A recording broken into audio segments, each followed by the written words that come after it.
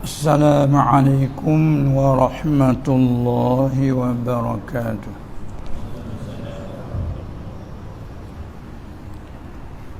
بسم الله الرحمن الرحيم. الحمد لله رب العالمين وبه نستعين والعاقبة للمتقين ولا عدوان إلا على الظالمين والصلاة والسلام على سيد الأنبياء والمرسلين سيدنا ومولانا محمد المبعوث رحمة للعالمين وعلى آله وأصحابه أجمعين والتابعين لهم بإحسان إلى يوم الدين. رب اشرح لي صدري ويسر لي أمري واحلل عقدة من لساني يفقه قولي. سبحانك لا علم لنا إلا ما علمتنا إنك أنت العليم الحكيم ولا حول ولا قوة إلا بالله العلي العظيم.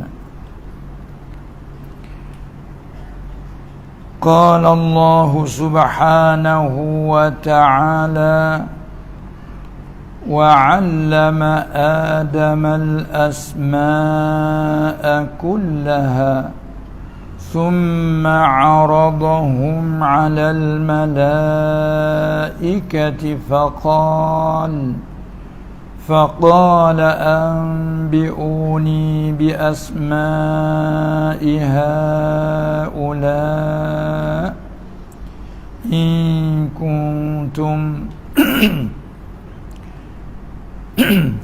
أنبئوني بأسماء هؤلاء إن كنتم صادقين.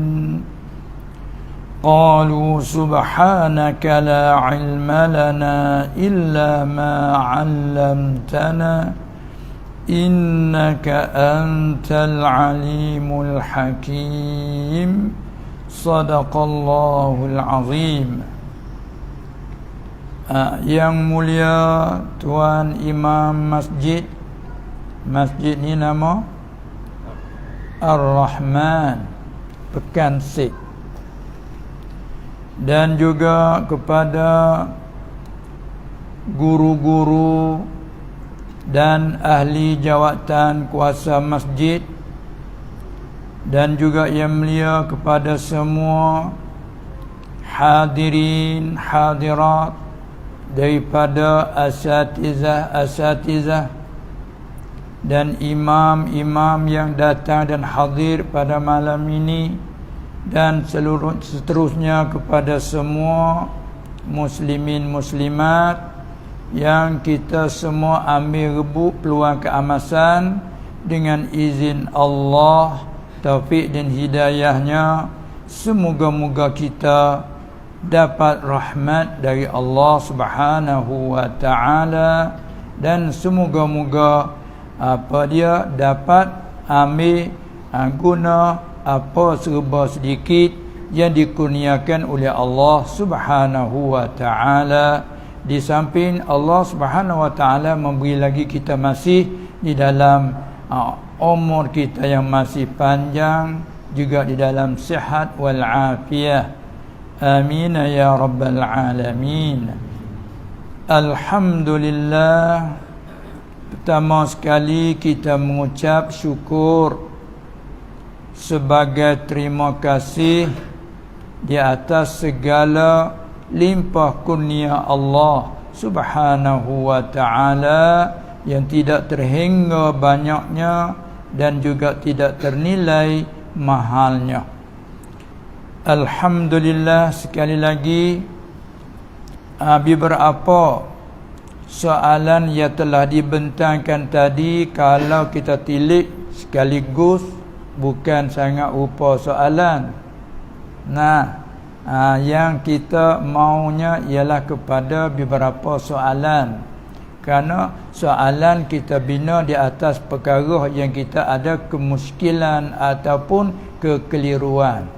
Adapun mengenai dengan tadi berkaitan dengan fadilat, kelebihan itu hanya kita tujukan kepada kitab-kitab yang membicarakan targhib wa tarhib, untuk menggalakkan kita kepada amal-amalan apa saja berbentuk zikir, bagai-bagai zikir, termasuk dalam sebut zikir itu umum, termasuknya perkataan zikir itu arti zikir sebut ataupun ingatkan Allah.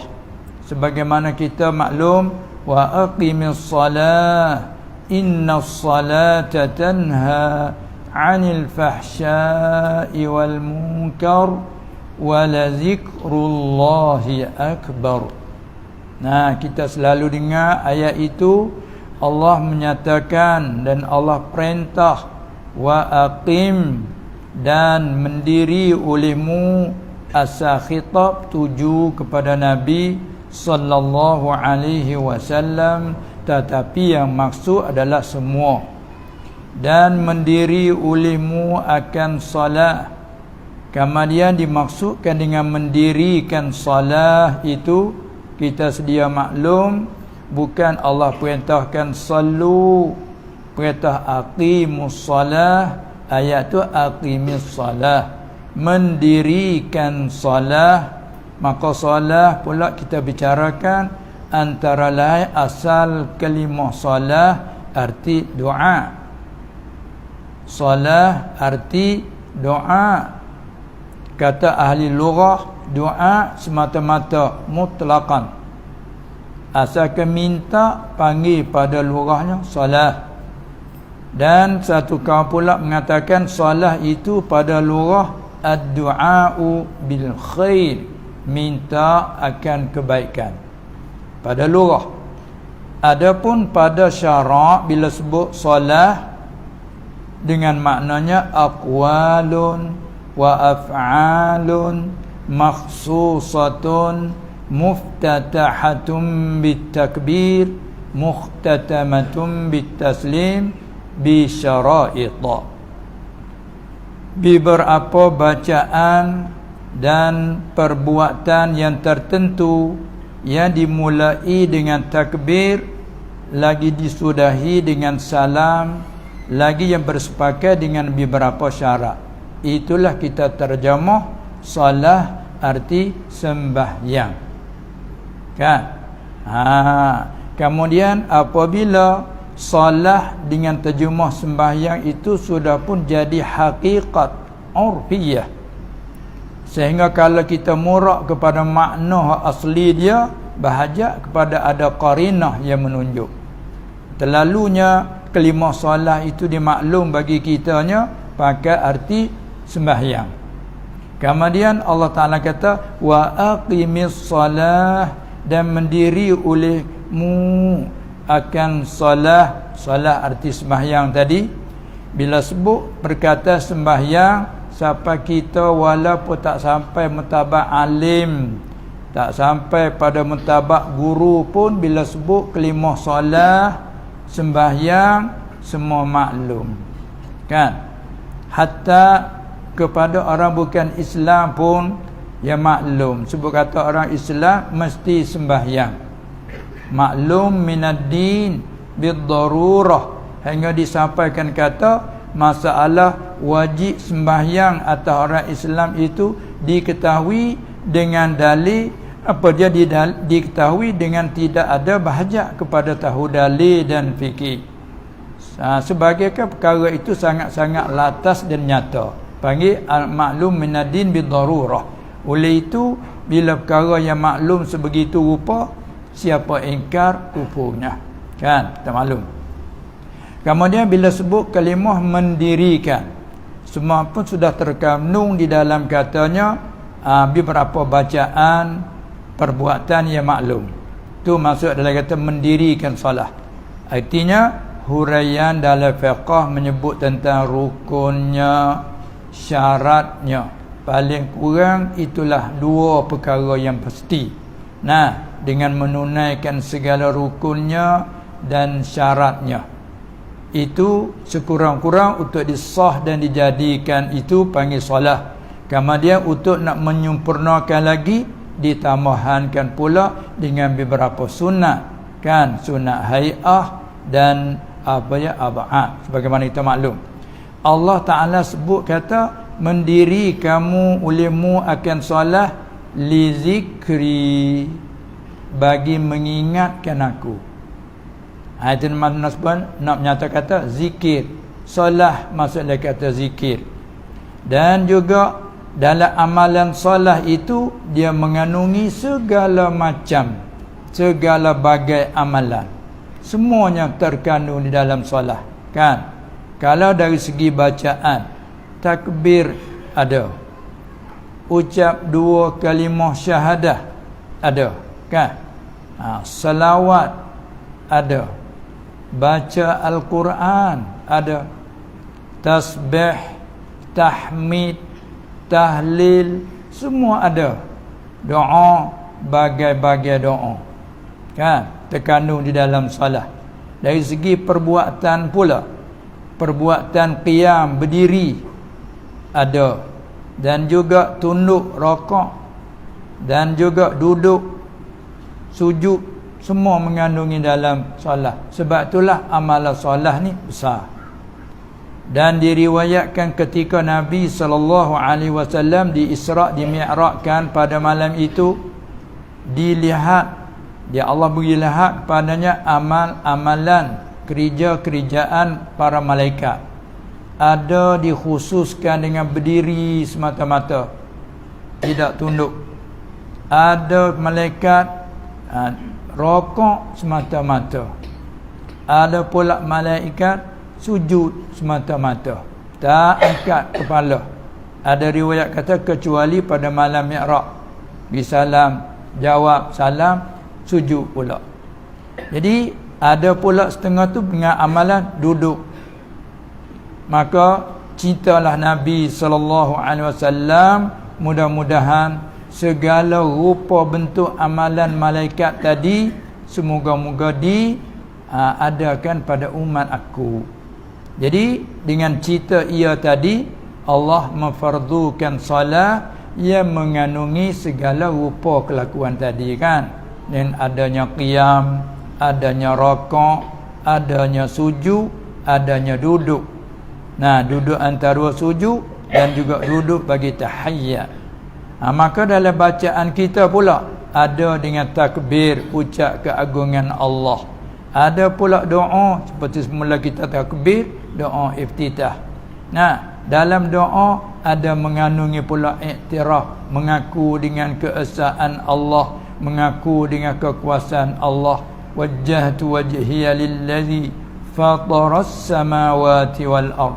Aku menghadapkan muka aku, yakni zat diri aku menghadapkan kepada Tuhan yang telah menjadikan langit bumi dari tiada kepada adanya. Semua ada pengakuan masuk di dalam tu, kan. Lagi pula kita mengaku hanifan muslimau wa ma ana minal musyrikin. Aku ialah orang yang cenderung kepada yang sebenar, tidak daripada perkara yang tidak sebenar. Musliman, aku yang serah, aku memeluki Islam. Wa ma ana minal musyrikin, dan tidaklah aku yang berkongsi pada ibadatkan yang lain daripada Allah, juga kongsi pada iktikadkan yang berhak disembahnya selain pada Allah, tidak.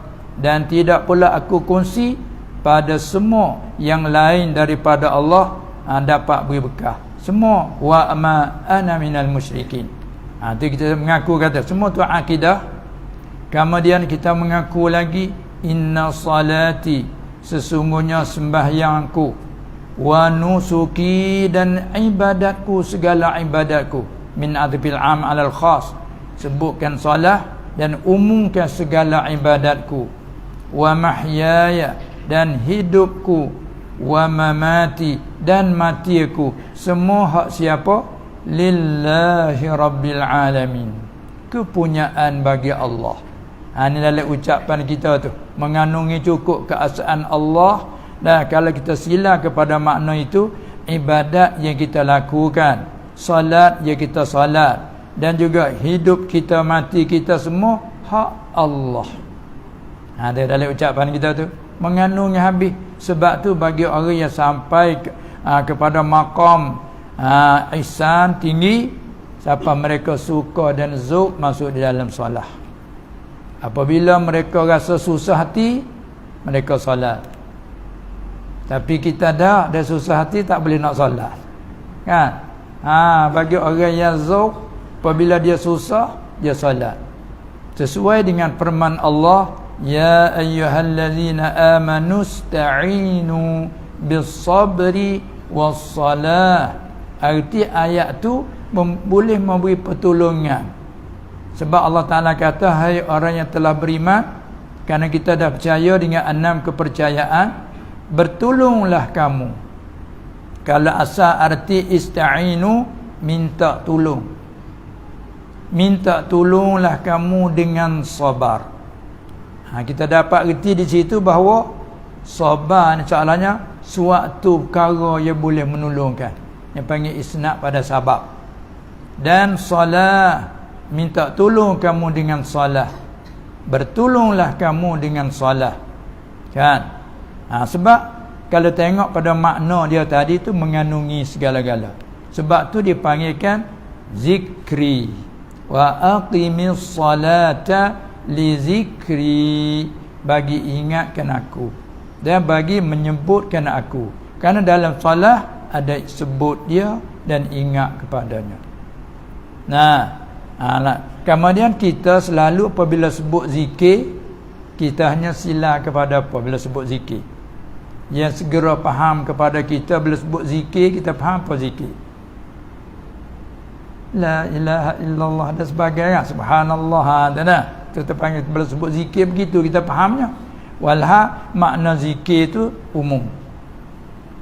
Kemudian Allah Ta'ala kata lagi, wala zikru innas salata, sesungguhnya salah itu, sembahyang itu, tanha, melarang, menegah ia. Tu apa yang mengaji kalau ilmu balaghah panggil isnad majaz. Allah Ta'ala mensandarkan, menegah kepada solat tu sendiri. Sembahyang tu menegah ia. Innas salata, sesungguhnya sembahyang itu, tanha, menegah ia. Seolah-olah sembahyang tu melarang, menegah akan siapa? Maf'ul terkedi, tanha yani ay sahibaha, menegah ke tuan punya sembahyang tu, menegah anil fahsya, daripada perkara yang keji, umpama zina, wal munkar, dan perkara yang diingkarkan oleh syarak. Jadi tengok di ayat tu bahawa sembahyang itu menegahkan tuan punya dari fahsya dan munkar. Kemudian di akhir, wala zikrullahi akbar, dan sesungguh zikrullah, situ boleh arti banyak. Karena lafaz zikir dia panggil lafaz mushtarak. Boleh diartikan zikir hati, kita panggil ingat. Boleh diartikan zikir lisan, kita panggil sebut. Allah Ta'ala kata wala zikrullahi, dan sungguhnya zikrullah, kita nak buat arti apa? Kalau arti ingat, sungguhnya ingat akan Allah, dia panggil pula idhafah masdar kepada maf'ul. Sungguhnya ingat akan Allah itu akbar, lebih besar dari apa? Mengaji kata isim tafdhil akbar, mesti dia kena ada mufaddal alaih.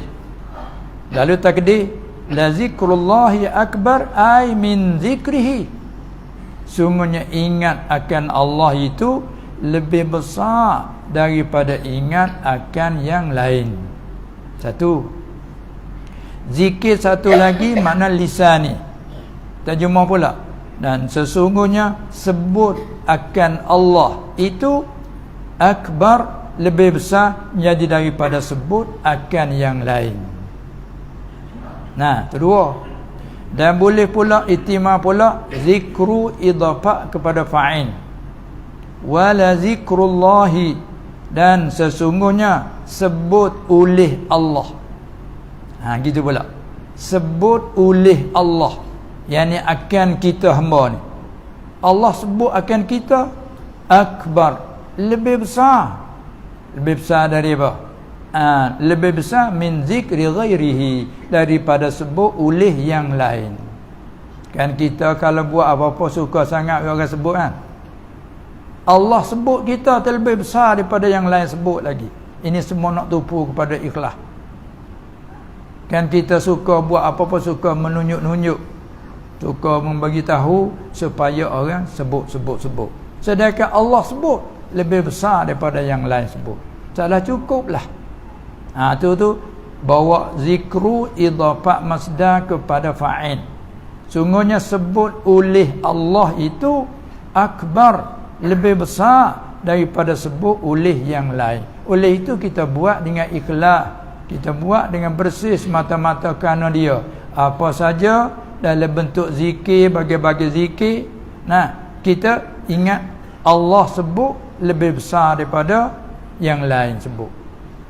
Fadhkuruni azkurkum, boleh diartikan maka sebut oleh kamu akan aku, ataupun maka ingat oleh kamu akan aku. Azkurkum, nescaya aku sebut akan kamu, aku ingat akan kamu. Lepas tu mari hadis pula, siapa sebut pada hatinya, cara sembunyi, cara seorang, aku sebut pada diri aku. Siapa sebut berzikirkan aku secara berjemaah, aku akan sebut kamu itu pada malaikat yang lebih mulia. Itu nak menyatakan kelebihan. Itu umum lah tu. Hak dalam sebut tadi kata apa dia, baik selawat ke apa saja kan. Itu umum. Kemudian itulah makna zikrullah. Apabila sebut zikrullah, ni kita duduk dalam majlis ilmu begini pun panggil zikrullah. Kenapa? Duduk sebut menyebut, ingat mengingat, tazkirah, tausiah, semua tu masuk dalam zikrullah. Sembahyang zikrullah. Kemudian pula tadi yang pada ayat kata tadi, sesungguhnya sembahyang itu menegah ia, yakni akan ampunyanya dari fahsyat dan mungkar. Tiba-tiba kita mensyukir dengan ayat itu kan. Kita mensyukir macam mana? Tak nanti kita mensyukir kepada orang lain lah, diri sendiri kita boleh mensyukir juga ayat tu. Ayat tu kata solat itu, sembahyang itu boleh menegahkan Tuhan punya daripada fahsyat dan mungkar. Kadang-kadang kita mensyukir, bagaimana aku solat bukan baru, bertahun-tahun lamanya, tapi masih lagi mungkar aku lakukan kan. Aku tak boleh tinggal setengah-setengah mungkar tu. Hati kita mensyukir. Walaupun sebegitu, semoga-moga dengan solat itu akan menegahkan. Berkaitan dengan ayat ini ada cerita dalam suatu hadis, seorang sahabat mencerita kepada Rasulullah sallallahu alaihi wasallam, ya Rasulullah, bahawa ada seorang muda daripada Ansar, dia tak sebut nama lah sebagai nak jadikan cerita saja, supaya juga kita kalau kita nak cerita perkara yang kurang baik, seelaknya kita yang ada seorang hamba Allah, baik, lebih baik pada kita sebutkan nama. Kalau tidak sangat-sangat hajat dan perlu, malaikat sangat hajat perlu, seperti kita ada pengaduan mahkamah, itu mestilah kena sebut, tidak nak jatuh hukum macam mana kan. Tapi kalau kita nak cerita untuk ambil iktibar, tak perlulah, tak payah kita sebut nama tertentu. Ya Rasulullah, ada seorang muda daripada Ansar, orang Madinah lah. Ia sembahyang tak tinggal solatnya, tapi di samping itu juga ia melakukan kejahatan, kemungkaran.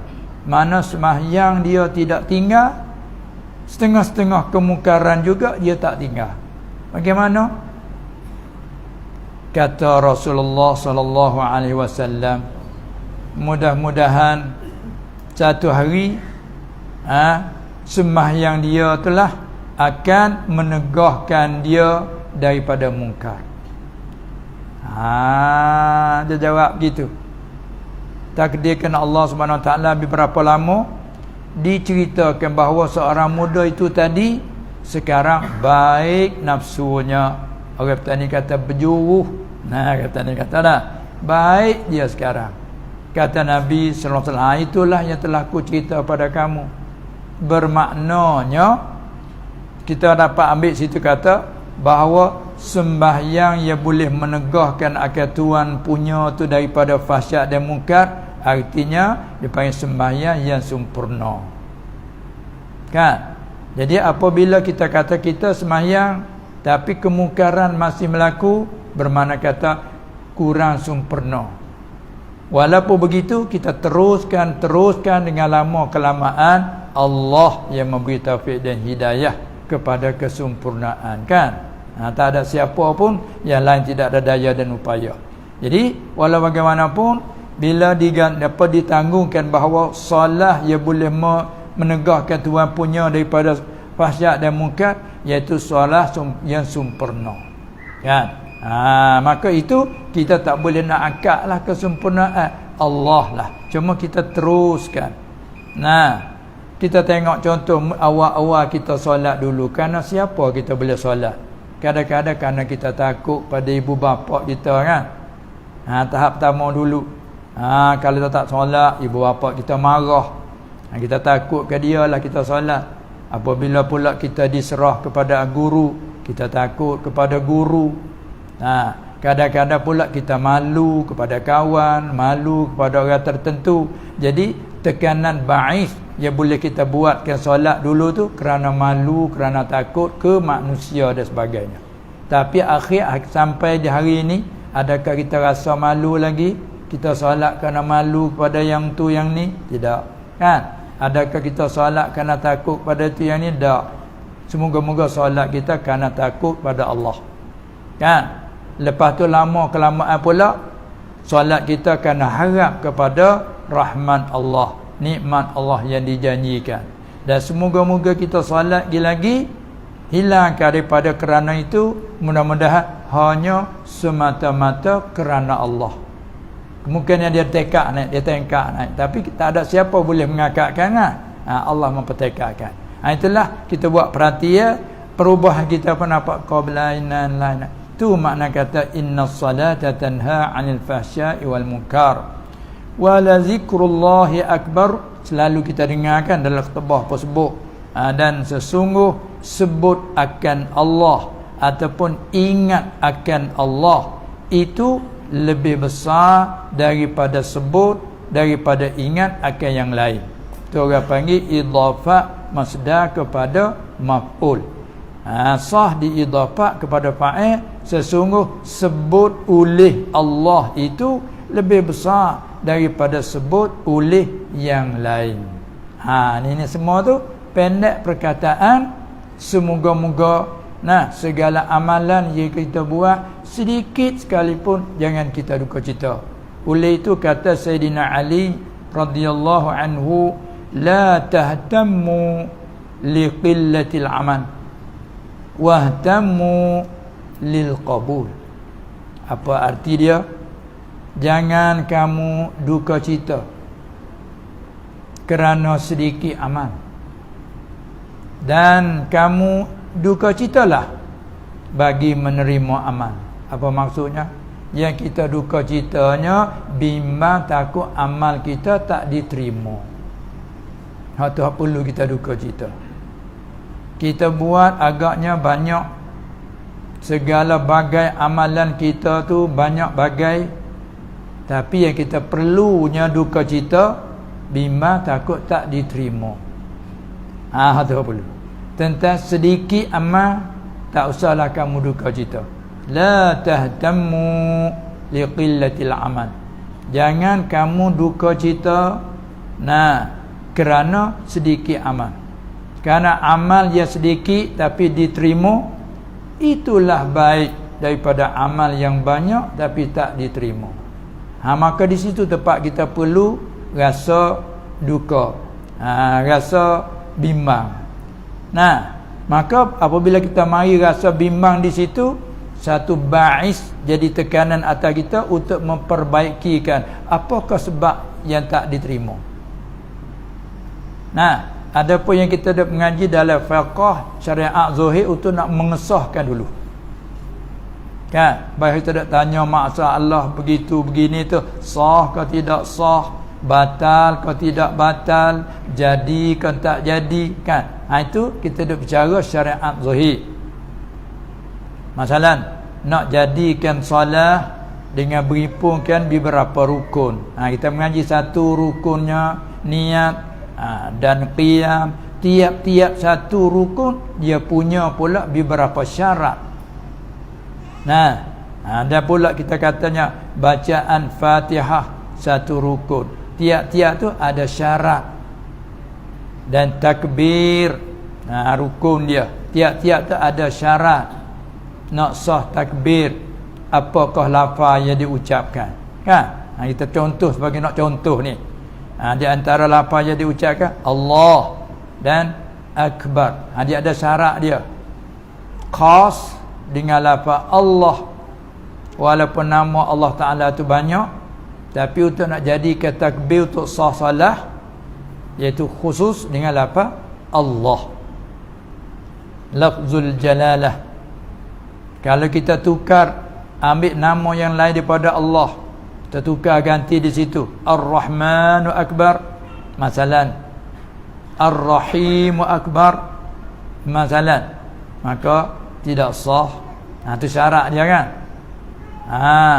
Apabila ada apa kita kait jadikan sifat, maka tak mengapa. Jangan terlampau banyak. Umpamanya Allahur Rahmanur Rahimu Akbar, tak apa. Tempat kira ialah betul Allah dengan Akbar. Ar-Rahman, Ar-Rahim sebagai didatangkan sifat dua, jangan terlampau banyak, maka jadi. Dan juga Akbar dikhususkan dengan madah tertentu kahbara, dan dengan bentuknya isim tafdil Akbar. Kalau kita tukar walaupun madah huruf bagi kalimah tu sama, tapi kita tukar bentuk sirah dia panggil, daripada akbar tukar jadi kabir. Allahu kabir juga tidak sah. Itu syarat dia, kan? Sudah pun panggil takbir, tapi syarat dia kena khusus. Yang pertama lafaz Allah, yang kedua lafaz akbar. Kalau kita tukar kabir tak sah. Itu dia. Ada apa kalau memasukkan alif lam Allahul Akbar, tak apa. Ini tiap-tiap satu rukun ada syarat bagi rukun itu. Tengok qiyam pun ada punya syarat bagi qiyam tu pula, kan? Rakaat ada syarat bagi rakaat tu pula. Baca-bacaan dia ada selain pada Quran. Quran tu hak dia dah. Sama ada di dalam solat, di luar solat, mesti kena guna hak dia. Kalau lahnun yughayyirul makna haram, lahnun la yughayyirul makna azanwaya haram juga, kan? Walaupun tak berubah makna. Itu hak Quran. Lain pada tu umpama kita kata tasyahud. Bila kita baca tasyahud, kita tahu pula mana lafaz yang tertentu baginya hak wajib. Kemudian di antara syarat kena meraihkan beberapa tasdid, kan? Tempat tasdid kita kena raihkan. Kecuali kita belajar, bersungguhan belajar, tapi Allah tak bagi, maka itu dimaaf untuknya. Seperti at-tahiyyah, Di situ dua syiddah bukan? At-tahiyya. Tapi lidah setengah-setengah tu tak boleh nak kata at-tahiyya. Belajar bersungguh-sungguh sampai lemah pihak guru. Guru lemah. Kata at-tahiyya, at-tahiyya. At-tahiyya, tahiyya, tahiyya. Jadi begitu. Belajar lagi. Akhir tak dapat. Untukmu dimaafkan. Tapi nak jadi imam tak boleh. Mereka sama-sama at-tahiyya tak apa. Makmum pun at-tahiyya juga. Bolehlah jemaah dua tu. Nak jatuh ummi dah lah. Mana kata tiap-tiap satu punya isyarat. Baik, itu kita mengaji dari segi syariat zahir untuk nak hukum kata solat kamu itu sahihah. Solat kamu itu dah sah. Bila bentangkan rukuk. Syarat pun cukup sah. Tetapi masalah bila sah apa faedahnya? Bila sah ialah lepas tuntutan dari Allah. Tak lagi dituntut solat kali yang kedua. Masalah kita dah solat maghrib tadi kan. Sudah sah bila dibentangkan dengan syariat zahir, ya sah dah. Ulama hukum kata sah dah. Bila sah sudah lepas tuntutan wajib. Tak ditutup lagi solat yang kedua. Sekalipun kita rasa rajin, rasa seronok dalam semayang tadi, berasa nak semayang lagi kali yang kedua, tak boleh. Haram. Malaikan, mazhab kita setengah mazhab tak boleh juga. Malaikan kita i'adah dengan syarat-syaratnya. Kita sudah solat dah satu maghrib tadi, ada jamaah datang ke tempat kita, orang-orang punya keberkatan, kesalahan masalah, kita nak ambil tabarruk dengannya.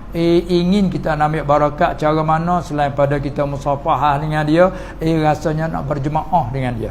Kita dah solat. Maka mazhab kita Syafi'i dibolehkan, pakai disunatkan dengan syarat, tambahan syarat mesti berjamaah. Itu syarat dia adalah kata berjemaah tak boleh nak iadah satu kali lagi, haram. Apabila berjemaah wajib kena niat. Kalau kita jadi makmum mesti niat makmum dalam takbir. Kalau jadi imam mesti niat imam dalam takbir. Adapun kalau kita jemaah biasa, tak ada syarat niat makmum dalam takbir, tapi wajib niat makmum, tapi tak syarat niat dalam takbir. Kenapa? Kerana jemaah itu bukan syarat bagi sah solat. Tapi bila kita nak berjemaah, kita selaku makmum wajib kena niat. Kalau tidak, tak boleh kita nak ikut dia secara tunggu dan nanti lama. Kan? Bila kita selesai baca Fatihah, imam tak rakaat, kita duduk tunggu. Situ kalau panjang pada urus, batal solat kita kerana kita tidak niat ikut dia. Adapun bila kita nak i'adah, mesti kena niat di dalam takbir. Kerana syarat nak boleh i'adah, wajib kena berjemaah. Bila berjemaah mesti kena niat makmum ataupun imam di dalam takbir. Jika kita jadi imam, kita nak sembahyang sekali lagi tu, dia kata kamu jadi imam, kita wajib niat imam. Ataupun kita jadi makmum, wajib kita niat makmum. Jadi kita maklum bahawa dua masalah dalam mazhab kita, hak wajib niat imam dalam takbir, niat makmum dalam takbir, sembahyang muadah tadi, dan satu lagi salah sembahyang Jumaat. Kan? Kerana jemaah syarat bagi sah Jumaat. Tu pasal kena niat dalam takbir. Adapun kalau jemaah lain pada dua yang tersebut, kita jadi imam, tak disyarat pun niat imam bagi nak sah makmum di belakang tu berjemaah. Hingga-hingganya ulama ada khilaf, kalau kita jadi imam tak niat imam, adakah dapat fadilat jemaah? Situ soalannya. Ada yang berkata tidak dapat kerana ia tidak niat. Innamal a'malu binniyat. Tu pergi ke situ. Satu kata, bila orang yang buat imam kepadanya dapat fadilat jemaah kepadanya walaupun dia tak niat imam. Jadi bila kita niat imam tak ada khilaf lah kan. Baik. Itu pada asalnya nak menyata apa tadi? Itu nak menyata kata amalan yang zahir itu untuk nak mengesah ke tidak sah, ataupun bila kata sah dah, kita nak menjagakan daripada perkara yang membatal. Oleh itu kita ambil tahu pula tentang mufsidatis salah, mufsidatil wudu. Kan? Kita ambil tahu pula di situ supaya nak jaga. Apabila solat kita dan amal ibadat kita sudah sah, yang perlu kita bimbangnya terima atau tidak. Hati kita tak tahu kerana tu gaib tu. Siapa pun tak boleh nak royak. Kalau tanya, solat aku diterima tak? Siapa tahu masalah terima? Aku sendiri tak tahu diterima ataupun tidak. Cuma semoga kita harap diterima oleh Allah. Tapi kita kena ada rasa bimbang, takut tak diterima. Itulah makna kata Sayyidina Ali tadi, la tahtammu, jangan kamu duka cita liqillatil amal, kerana sedikit amalan. Muradnya amalan zuhir. Bila itlaq situ muradnya amalan zuhir. Kan tengok solat kita tak banyak solat hak fardu, hak tu mesti dah. Nama kata tak payahlah sikit amal pun lepas subuh tak solat. Tak payah banyaklah. Jangan tu silap faham. Kita duk cakap ni hak lebih pada hak wajib hak wajib tu mesti dah, tak boleh tinggal yang tu. Bahkan kalau kita kata tak wajib kufur kan. Hak tu mesti dah. Dia duk cakap sedikit banyak ni amalan hak sunat. Ada orang simpan hanya atas wajib saja. Wajib semaya fardu 5 waktu tak tinggal sungguh-sungguh. Puasa Ramadan dia tak tinggal sekiranya dia tak uzur. Itu mana simpan atas yang wajib-wajib kan. Kalau harta pula dia ada wajib atasnya zakat, dia keluar zakat. Walaupun amalan sedekah sunnah tu dia kurang. Katakanlah sebagai nak contoh saja kan. Maka apa katanya? Apabila kita solat sedikit kata. Kalau amal sunat pun sedikit saja. Sekadar rawatib tu pun sekali-sekala saja, bukannya lazim juga kan. Teka-teka kita buat ketika kita buat solat rawatib. Kadang-kala kita tidak, sedikitlah tu. Tapi kata ahli, jangan kamu duka cita kerana sedikit amal. Dan duka citalah kamu bagi terima. Sebab apa tu? Bila kita mari rasa duka cita, bimbang-bimbang, takut tak diterima, mudah-mudahan yang tu mari ba'ith, mari menekan kita supaya kita tumpu kepada ikhlas hati kita. Situ dia nak tu. Bila tumpu pada ikhlas dan amalan zahir ni yang membawa kepada menghidupkan batin. Kan? Menghidupkan batin. Seperti kita contoh apa dia, bateri jam jam dinding atau jam tangan lah. Sekarang ni pakai bateri kan. Ada setengah pakai bateri. Kalau dulu pakai koci tu kan. Pakai koci tak panggil? Koci dia berjalan lah. Sekarang ni kalau kita katanya bateri dia tu habis, maka dia tak berjalan lah. Apabila ada bateri dia tu berjalan. Sama ada kita ketika kita pakainya di tangan. Ketika kita dalam berjalan ke dia berjalan. Ketika kita tidur lena lelak pun dia berjalan. Ataupun kita hanya simpan dalam almari masalah, dia sudah berjalan itu. Rupanya apa? Jam hidup dah. Kalau tak berjalan kita panggil apa? Jam mati. Awal hajam dari awal lagi, tak hidup dari awal lagi kan. Tapi bahasa kita guna ketika dia ada berjalan, kita hidup lagi, kita kata bila tak berjalan jam ni mati. Tu lurah kita kan. Tu muraknya. Jadi maksud nak di mana tu? Asalnya apabila habis bateri dia tu, kalau ada pun habis masa dia, kita salin bateri. Bila tersalin bateri dia tu, maka dia berjalan. Pentingnya nak dia berjalan. Kalau tidak ada bateri pun dia berjalan. Itu pentingnya. Kan? Demikianlah batin. Ketika kita solat pun dalam tu dia berjalan. Ketika kita tak solat pun dalam tu dia berjalan. Ketika kita sebut dengan lidah pun bersama dengan hati. Ketika kita diam duk bercakap, duk berbincang dengan kawan-kawan, duk berbicara tentang beberapa masalah, tapi hati kita tu masih berjalan. Itu nak dia panggil zikrul qalbi. Dengan kata istilah tasawuf hudurul qalbi. Hati hadir serta Allah senantiasa, setiap saat, setiap detik. Ketika kita lena pun dalam tu berjalan.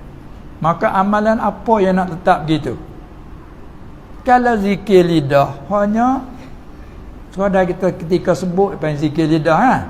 Bila kita diam tak ada lah zikir lidah.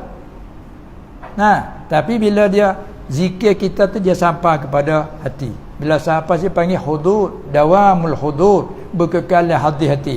Ketika kita diam pun dalam tu. Sampai orang arif billah nampak pandangan zahir mereka tu amal tak banyak, tapi dalam mereka hidup. Kita ni kadang-kadang nampak amalan zahir tu banyak, tapi dalam tu mati. Dalam mati. Sebab tu Allah Ta'ala panggil mati kepada orang yang kufur. Innaka la tusmi'ul mauta. Sesungguhnya engkau hai Muhammad, engkau tak boleh memperdengarkan segala yang mati. Kadang-kadang dia ambil zahir ayat tu, dia buat hukum pada masalah apa dia tak boleh ditalkinkan. Kerana Allah Ta'ala kata mu tak boleh memperdengarkan yang mati. Walha kalau dia reti dari segi balaghah tak ada masalah. Satunya ayat tu murad dengan al-mauta, dia panggil majaz, isti'arah, pinjam perkataan yang mati dipakai di atas makna yang kufur. Kerana orang yang kufur tidak ada iman, tidak ada percaya dari awal lagi. Tetap percaya dari awal lagi, dia panggil mati. Maka orang yang mati Muhammad, mu tak boleh memperdengarkan orang yang mati. Kalau bersungguh setara mana pun ajak mereka kepada beriman, tak beriman. Sebagaimana Allah Ta'ala kata, wa in yad'u wa in tad'u ila apa dia? Falan yahtadu izan abada.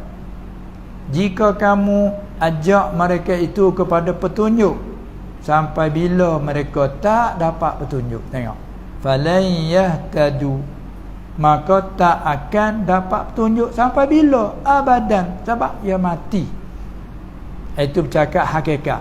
Yakni bila orang yang Allah Ta'ala mematikan hatinya, tak terima iman, kamu ajak setara mana pun, mereka tak akan dapat hidayah, tak dapat petunjuk, tak terima seruan ilmu itu abadan, selama-lama. Itu panggil yang mati.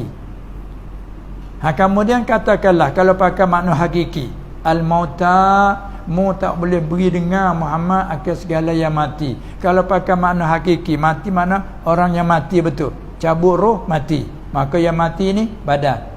Mu tak boleh memperdengarkan yang mati betul. Bila orang mati mana nak dengar? Ni jasad kita ni. Sekarang kita ada jasad disertai dengan roh, yang kita boleh mari, boleh apa hari ni, boleh membicarakan. Kerana ada di jasad kita ni ada roh. Roh sini panggil apa? Sini panggil apa roh ni? Roh bahasa Arab, Melayu kita panggil apa? Nyawa. Dia panggil nyawa. Ini kita panggil apa yang ni? Melayu kita panggil apa? Tubuh. Tu Melayu panggil tubuh. Badan tu bahasa Arab pula. Tapi kita campur macam ni, kata tak? Tubuh badan. Campur. Kita campur Arab dengan Melayu. Tubuh badan. Tubuh badan. Badan Arab, tubuh Melayu. Jadi kita ambil Melayu semuanya, ini tubuh. Tubuh ni kalau tidak ada nyawa di dalam, macam tiang begini lah kan, tak hidup. Baik, ketika roh dicabut, qul yatawaffakum malakul mautil ladzi wukila bikum, apabila Israel mencabutkan roh dari badan, dari tubuh, maka panggillah tubuh ni yang mati, mait. Kita panggil mayat. Yang mati ni badan kan? Maka betul lah kamu Muhammad tak boleh memperdengarkan akan yang mati. Betul tak? Kamu tak boleh memperdengarkan yang mati. Kerana nak dengar tu dia panggil syarat adinya, syarat pada adab, bukan syarat pada akli. Pada adabnya nak boleh dengar ada hayat, ada perhidup, baru ada sama, ada basar. Macam kita ni ada biji mata, ni bukan basar, biji mata. Di biji mata tu Allah menjadikan sifat basar. Atau riwayat kata daripada urat kan. Di telinga Allah Ta'ala menjadi dalam simah, jadikan sama. Dengan ada samak dan basar, dua-dua tak boleh ada di zat yang mati. Ada hayat. Bila ada yang tu bersifat dengan samak dan basar, boleh mendengar, boleh melihat. Apabila roh dicabut, jasad ini mau Allah Ta'ala menjadikan allazi khalaqal mauta wal hayata. Maka jasad ini mati kan. Bila jasad mati, mana nak dengar? Mati tercakap dengan kayu, dengan besi, dengan seming begini. Mana dia nak dengar pasal dia tak ada sifat hayat. Mu tak boleh memperdengarkan akan yang mati. Betul yang mati tak ada dengar. Tapi hak kita duk talqin, duk beri salam tu, diberi salam ke siapa? Cuba kita jawab situ supaya nak fahamkan dulu. Panggil kata gi ziarah melawat orang mati. Kita lalu ke makam kubur, kita disuruh beri salam. Beri salam kepada siapa? Kepada orang mati. Macam mana beri salam ke orang mati? Itu kalimat zuhir sekaligus. Tapi muraknya beri salam ke siapa? Cuba jawab.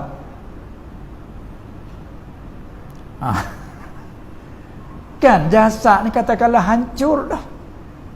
Sini kata hancur. Hancur lebur, bahasa surat hancur lebur hancur lebur Apa hancur lebur ni? Salam macam mana hancur lebur ni? Ya kita beri salam kepada apa? Roh. Kan?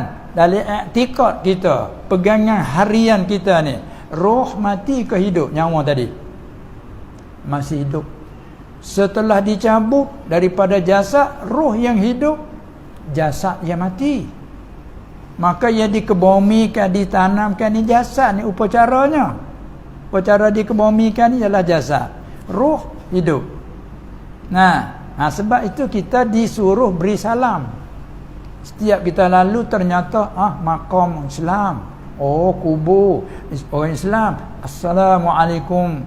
Bukan saja beri salam, tuju kamu. Selamat sejahtera atas kamu. Enggak apa yang kamu ni dhamir mukhatab. Man tawajjaha ilaihil kalam. Selamat sejahtera atas kamu. Mana kamu cerita ni? Hadir. Kita mengaji kat ada pula dhamir mukhatab, dhamir mutakallim, syaratnya hudur. Bila dia cakap aku, kamu, kami, kamu. Ni kita bisa assalamualaikum. Selamat sejahtera atas kamu. Tengok dalam solat kita ni, ketika kita assalamualaikum warahmatullahi, assalamualaikum warahmatullahi, itu dari segi rukunnya, sunatnya, lafaznya. Dari segi niat kita, sunat salam ke siapa?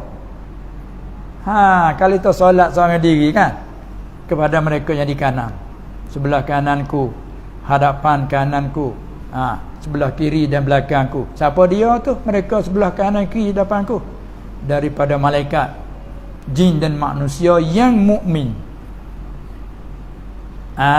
Tengok tu.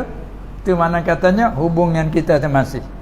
Kalau kita berjemaah, daripada jawab salam imam, niatnya, dan sama makmum kita assalamualaikum kan. Lepas tu hak gaibnya daripada semua malaikat, jin, manusia yang mukmin. Tengok. Tu mana kata hubungan roh ke roh tu. Lagi pula di samping kita beri salam, kita panggil pula. Assalamualaikum ya dara qaumin mu'minin. Kita beri salam ke tuan rumah, tak panggil gitu mau kan? Bila beri salam ke kubur, ahli kubur, Assalamualaikum ya dara qaumin mu'minin, ay ya ahlal kubur, hai penduduk-penduduk kubur. Macam mana nak cakap penduduk kubur? Ni muradnya arwah, segala roh. Maka roh ni walaupun di mana dia berada, bebas Allah Ta'ala bagi ke dia nak ke mana. Roh orang mukmin yang soleh macam roh syuhada kan, siapa masuk dalam biang bu, bawa terbang ke mana mereka nak pergi, raung. Walaupun tak masuk syurga lagi, boleh raung. Lepas tu naik kapal terbang raung, nak pergi raung ke mana, balik duduk sini, raung dia pula. Tu roh dia. Maka kita beri salam sini, yang boleh menyampaikan siapa dia?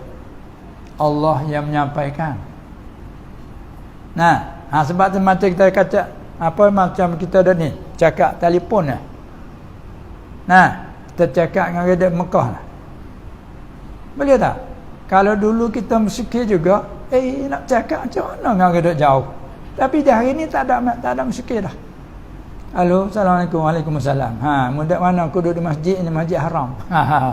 Masalah ni aku nak mayat sa' ni. Tak nak mayat sa' lagi di sana ni. Duk cakap dengan siapa? Dengan cakap saudara duduk di Mekah. Jadi tak ada ajib lah. Nanti bila sebut pergi melawat ziarah beri salam kat kubur ni, macam mana? Ambil telefon sikit. Tapi di hari ni belum lagi buat hubungan secara zuhir dengan ahli kubur. Dengan orang Mekah Amerika hubung boleh. Ahli kubur ni mana nombor pun tak ada hari ni. Nah, dia mati mana telefon dia. Ni nombor dia. Tekan Assalamualaikum. Kalau dia jawab Waalaikumsalam. Kamu siapa? Aku telefon siapa? Saudaramu yang mati Muhammad. Ya Allah, terkejut pula kitanya. Yang jawab semati. Ayo kau dia mati. Kau syaitan macam-macam pula tu. Jadi ahli kasyah tak ada mustahil pun. Sebab tu bagi setengah-setengah orang boleh bercakap dengan orang mati. Banyak pergi cerita kat rumah. Dia kata, kami ajib. Bila kami lalu ziarah kubur, dia kena ziarah kubur malam. Tengah malam dia pergi.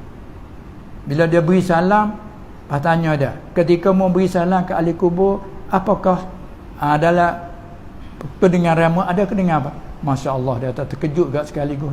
Jawab, Waalaikumsalam. Ramai jawab. Ini kasyaf Allah Ta'ala bagi untukmu. Sebab dalam akidah kita, beri salam itu disuruhkan kita yang masih hidup. Pihak yang mati dalam hadis sebut, dia jawab. Bila kita beri salam, dia jawab salam. Hingga kita tak dengar. Tiba-tiba Allah Ta'ala nak menzahir, memperdengarkan kepada yang ni. Ini kasyaf Allah Ta'ala bagi ke dia. Tak ada mustahil pada akal, hanya mustahil pada adat. Dikatakan luar biasa. Itu je. Demikianlah ayat tadi kata, sesungguhnya engkau tidak boleh memperdengarkan akal orang mati. Ya, semata-mata kita tak kuasa nak memberi dengar. Tengok sama yang hidup ni. Sama yang hidup, tapi bila Allah Ta'ala tarik ke sifat sama, si tuli kan, kita bercakap dengan dia, telinga dia elok, lubang telinga dia elok seperti yang kita, tapi dia tuli, kita bercakap tak dengar walaupun dia berhapis dengan kita. Di mana engkau tak kuasa memperdengarkan. Betul, dia boleh dengar, Allah memperdengarkan. Jadi ada orang ambil ayat tu dibuat larang kata talqin, tak ada kena mengena. Akidah kita pula roh hidup. Kalau tanya balik intikak macam mana, roh mati ke roh hidup? Roh hidup walaupun roh orang kufur pun, apalagi orang mukmin, roh hidup. Itu kena. Baik. Jadi apabila kita pergi kepada itu tadi, tempat untuk kita yang perlu duka cita ialah kita duka cita dari segi bima takut tak diterima Allah. Kerana masalah terima tak terima masalah perkara gaib. Tak ada siapa boleh tahu kecuali orang-orang Nabi maksum ataupun aulia illah yang Allah Ta'ala bagi untuk dia. Tu pun kalau rahsia dia tak boleh ceritakan. Tahu hanya untuk dia. Dia nak cerita pada orang awam tak boleh, tak diizin Allah. Kerana rahsia tak boleh dicerita kecuali diizinkan oleh Allah. Kita nak contoh juga rahsia. Ni dalam telefon kalau ada rahsia kan, untuk diri kita. Orang lain ambil telefon kita nak guna tak boleh. Dia tak boleh nak buka. Macam ni kata. Dia kena cuba kamu buka. Dia ambil. Boleh kita guna kan? Sudah dia guna, dah hantar balik, kata apa? Anak sekali lagi tak boleh dah. Kena tuan punya buka. Rahsia apa kata? Rahsia. Ini pasal-pasal rahsia Allah bagi tahu kepada kita. Kalau tak diizin untuk cerita pada umum, tak boleh. Kepada orang tertentu, tengok terhati atas izin Allah, boleh bagi tahu. Jika dia orang amanah, dia orang hati bersih, pandai jaga rahsia, boleh kita cerita. Begitulah orang Nabi-Nabi. Sebab tu mereka tahu hal gaib, Allah Ta'ala bagi tahu ke dia. Sebab tu setengah-setengah sahabat, ya Rasulullah, kalau saya mati, apa nak kata saya? Kamu syurga, selalu turun medan. Ya Nabi boleh lah, kamu syurga. Kita tak boleh. Kamu syurga, cerak. Tak boleh, haram. Tak boleh. Sebab tu ada buat perbincangan tentang kita solat jenazah. Kan sudah solat jenazah ada yang katakan, apa kamu nak kata tentang mayat ini? Ma qaulukum fi hadzal mayyit, kan? Ada yang tak aman kan? Jawab alul khair. Kata lagi ma qaulukum fi hadzal mayyit, apa kamu nak katakan pada ini mayat ni? Ahlil jannah. Auto kata Wahab cara tu macam mana ni? Tahu dari mana kata dia ahli syurga? Kalau kita memutuskan dia adalah ahli syurga, itu salah, haram, tak boleh. Kerana tak ada siapa tahu bayi gaib. Tapi ada juga orang jawab dan tanggung di atas apa dia? Du'aiyah maknan. Khabariyah lafzan, du'aiyah maknan. Ada orang tanggung situ. Nah, apa maksud? Bila tanya apa kamu nak kata di atas si mati ini, atas mayat ini, imam kau kata ataupun siapa kata kan? Pada jawab ahlul khair, mudah-mudahan ia daripada ahli kebaikan. Apa yang tertangguh tak doa. Ahlul jannah, semoga-moga ia daripada ahli syurga.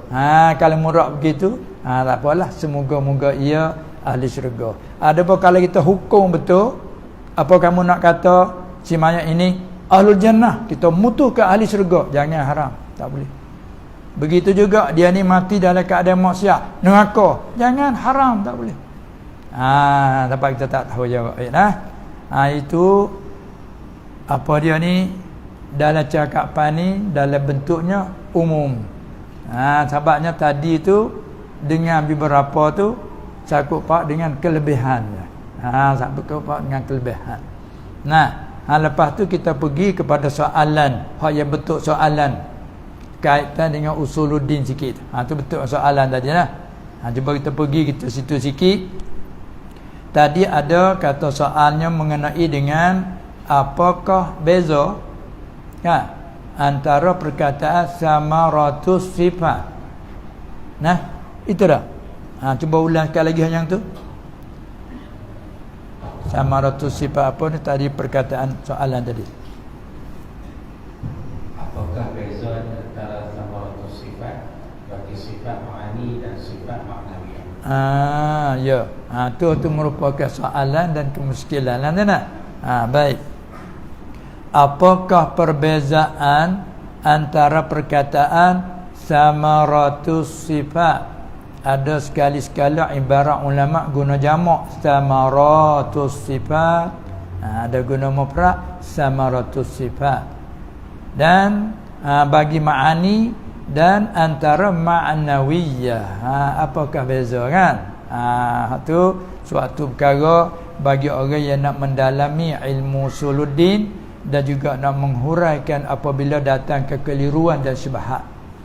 Jadi kita reti dari segi lughah dulu, samarat ataupun samarah.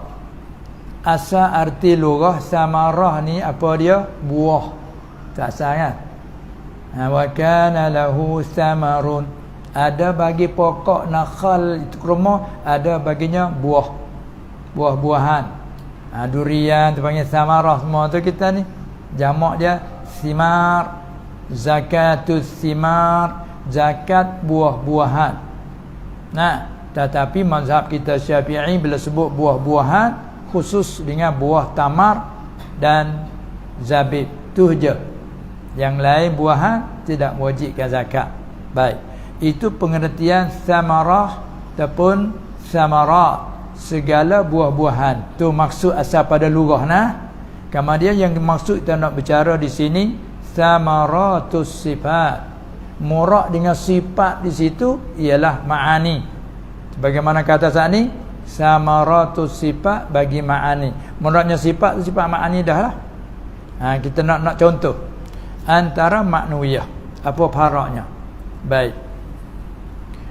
Samaratus sifat dan ma'nawiyah sekaligus satu arti, dan kali satu kali lain pula berlainan. Hatinya halus sikit sana. Baik.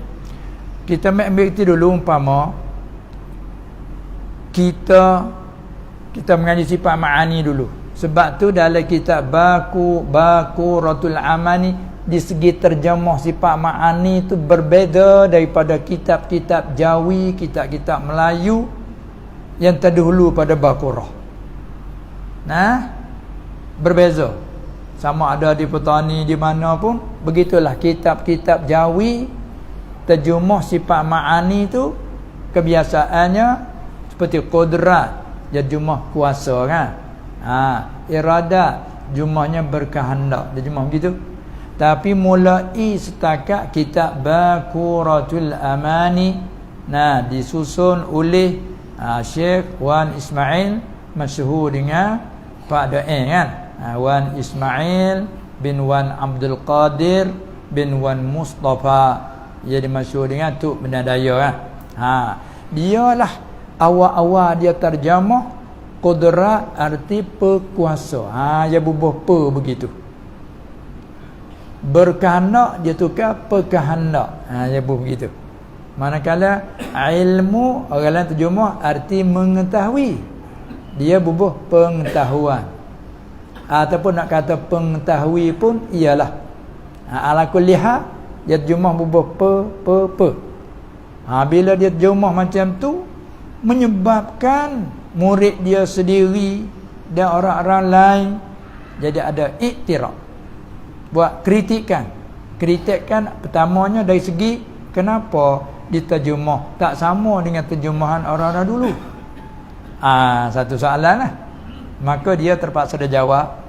Dia jawab bukan semata jawab untuk melepas, menerangkan, menyatakan. Lalu tu dia buat syarah pula tu.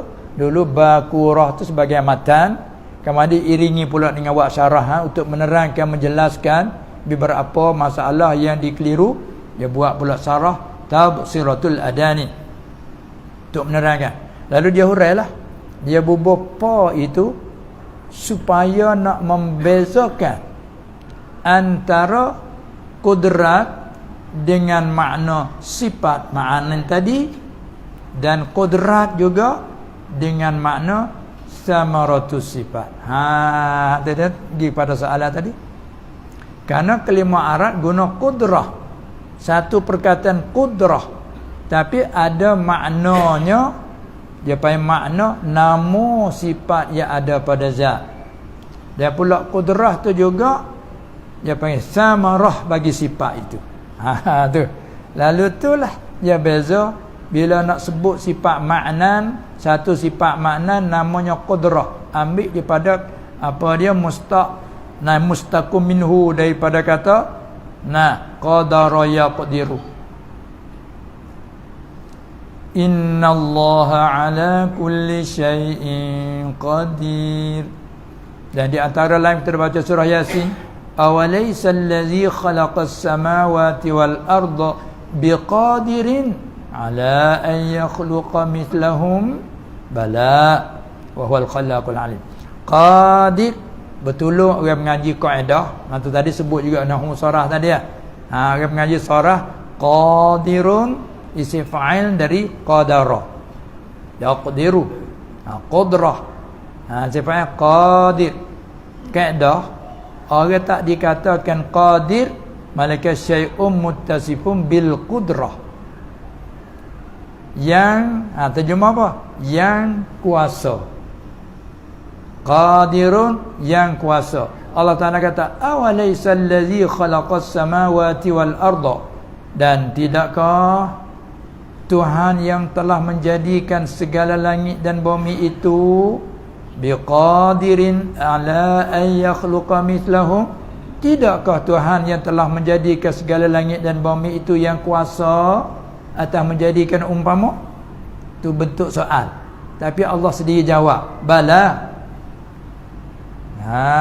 Macam mana tak kuasa pula? Tentu kuasa. Bala. Baik. Kelima, yang kuasa. Maka tak panggil yang kuasa kalau tak bersifat dengan satu sifat namanya qudrah. Seperti kita ni, panggil apa ni kita semua ni? Yang duduk. Qa'idun. Kita semua ni yang duduk. Yang tu kena ke diri kita ni lah. Yang tu kena ke diri, yang bersifat dengan sifat duduk. Duduk ni sifat kan. Manakala suatu bersifat dengan duduk, suatu panggil yang duduk. Macam kita semua ni yang duduk.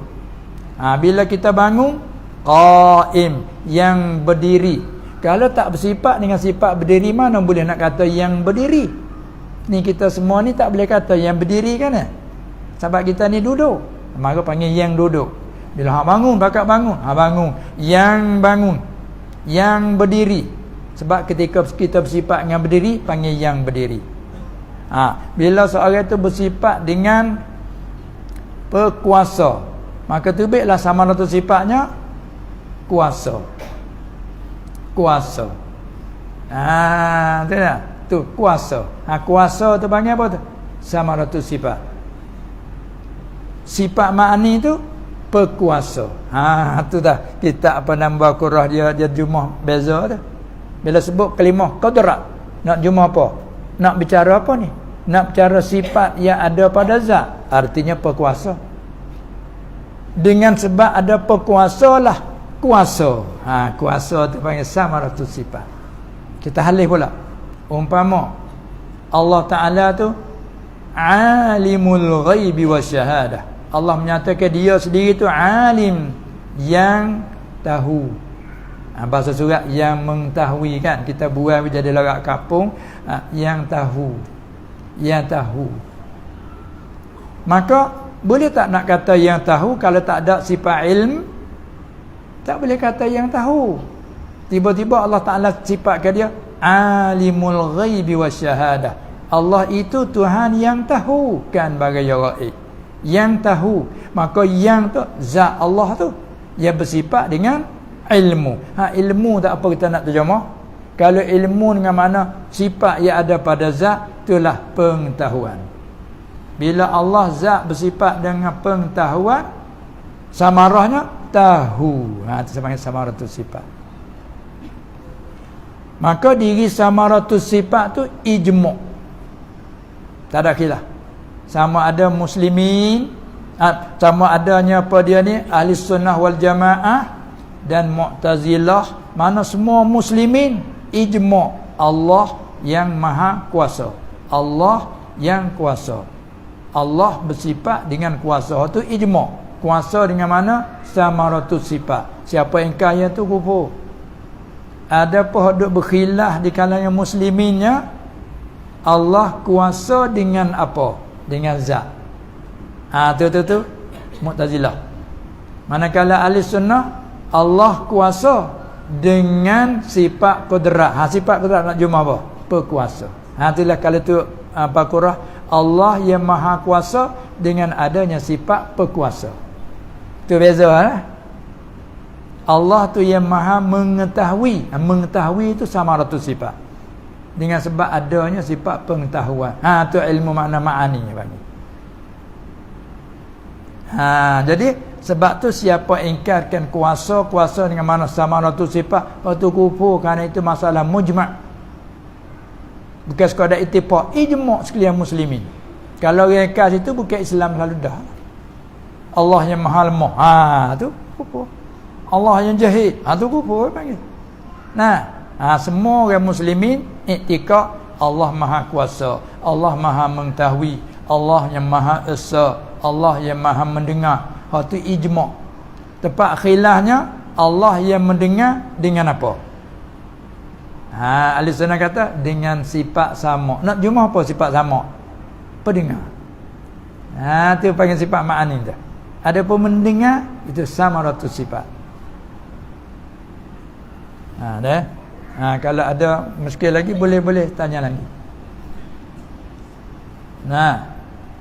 Orang Mu'tazilah dia nafi apa? Bukan dia nafi betul mendengar. Dia nafi betul sifat pendengar. Allah maha mendengar. Sama. Bukan dengan sifat pendengar. Hanya mendengar dengan zat, kata dia. Dia panggil mubtadi'. Menyalahi ahli sunnah. Ahli sunnah, wa huwa as-sami'ul basir. Dan ia Allah yang maha mendengar, lagi maha melihat. Tak ada khilaf tu. Allah yang mendengar, Allah yang melihat. Tak ada khilaf, tu ijma'. Tepat khilafnya, Allah yang maha mendengar dengan sifat pendengar. Ada ahli sunnah. Maka sifat pendengar tu ma'anin tu, mendengar tu samara. Allah basir, yang maha melihat. Melihat dia panggil samaratus sifat. Ijma'. Melihat dengan sifat basar, sifat melihat. Itu ahli sunnah. Tapi kalau Mu'tazilah, Allah yang maha mendengar dengan zatnya, Allah maha melihat dengan zatnya. Dia nafikan segala sifat ma'ani, dia nafi. Samarah tak boleh nafi, nafi itu kufur. Bukan orang mukmin lah. Ada samaratus sifat. Baik, apa pula beza dengan ma'nawiyah? Baik. Samaratus sifat itulah kalau nak sebah dengan orang Mu'tazilah, kenakan ma'nawiyah dia tu. Yang kita panggil ma'nawiyah di sisi Mu'tazilah kenakan samaratus sifat itulah. Hak tu juga ma'nawiyah dengan makna samaratus sifat, hak tu juga ijma' tak boleh diingkarkan. Siapa ingkar kufur. Nah di sisi Mu'tazilah dia menafikan sifat ma'ani, tapi dia mengisbatkan ma'nawiyah. Ma'nawiyah kenakan samaratus sifat tadi. Allah maha kuasa, itu samaratus sifat. Allah maha mendengar, Allah maha melihat, Allah yang berkata, tu dia panggil samaratus sifat. Dan yang tu juga ma'nawiyah di sisi Mu'tazilah. Ini kata ijma' yang tu. Tepat berkhilafnya, Allah maha kuasa, hak kita ahli sunnah dengan sifat qudrat, artinya pekuasa. Tu pada bubuh pe nak beza dengan samarah. Allah yang maha mengetahui dengan sifat ilmu, ini sifat pengetahuan. Itu makna. Itu Mu'tazilah nafi semua. Baik. Sudah pada tu di sama ahli sunnah pula khilaf tentang ma'nawiyah pula dah. Sama ahli sunnah tempat khilafnya macam mana? Tempat khilafnya tentang akidah i'tikad tak ada khilaf. Kata sabit bagi Allah itu keadaannya yang kuasa. Bila Allah bersifat dengan qudrat, getilah keadaan Allah itu yang kuasa. Atau ittifaq. Keadaan yang kuasa itu ittifaq. Tetapi khilaf sama ahli sunnah macam mana? Adakah wajib membilangkan suku dengan i'tikad Allah bersifat dengan qudrat? Lazim oleh kaunuhu qadiran, tak payah bilang lah. Tu tinggal 13 tu. Yang bilang 13 je. Qudrat wujud, qidam, baqa sampai pada wahdaniyah 6. Daripada qudrat tak payah bilang lah. Tu kata kaum 13 tu. Kaum yang rajah 13. Memadai dengan hanya i'tikad, tak payah bilang lah. Adapun kaum yang masyhur, kaum masyhur kata tak boleh. Lazim dengan malzum ba'akidah ni tak boleh kita nak apa dia kita nak mengijmalkan, mesti kena bilang suku. Lalu itulah qudrat satu, lazimnya kaunuhu qadira, itu bilang juga. Bermakna bila qudrat sifat ma'ani 7 tahun jalan tafsir, ma'nawiyah 7 lagi, jumlah jadi 20. Tu kaum yang masyhur. Hak kata wajib atas kita apa dia mukallaf kena mengetahuikan segala sifat Allah yang wajib atas jalan tafsilnya 20 sifat. Maksudnya tahu secara kena ada huraian 20 sifat atau 13. Tidak nafikan sifat Allah Ta'ala banyak, hak tu memadai dengan kita i'tikad semua sifat kesempurnaan wajib bagi Allah semua. Dengan jalan borong begitu. Borong dia panggil ijmal. Tiba-tiba dia tak faham, mari kritik pula sifat 20. Tak faham. Kritik, apa sifat 20 sedangkan sifat Tuhan tu banyak. Ya mu tak faham dalam berbicara. Hak yang wajib tahu dengan jalan tafsir 20 atau 13. Hak yang lagi masuk dalam jumlah umum. Contoh seperti nabi-nabi Allah Ta'ala ni berapa? Ramai. Banyak tak terhingga.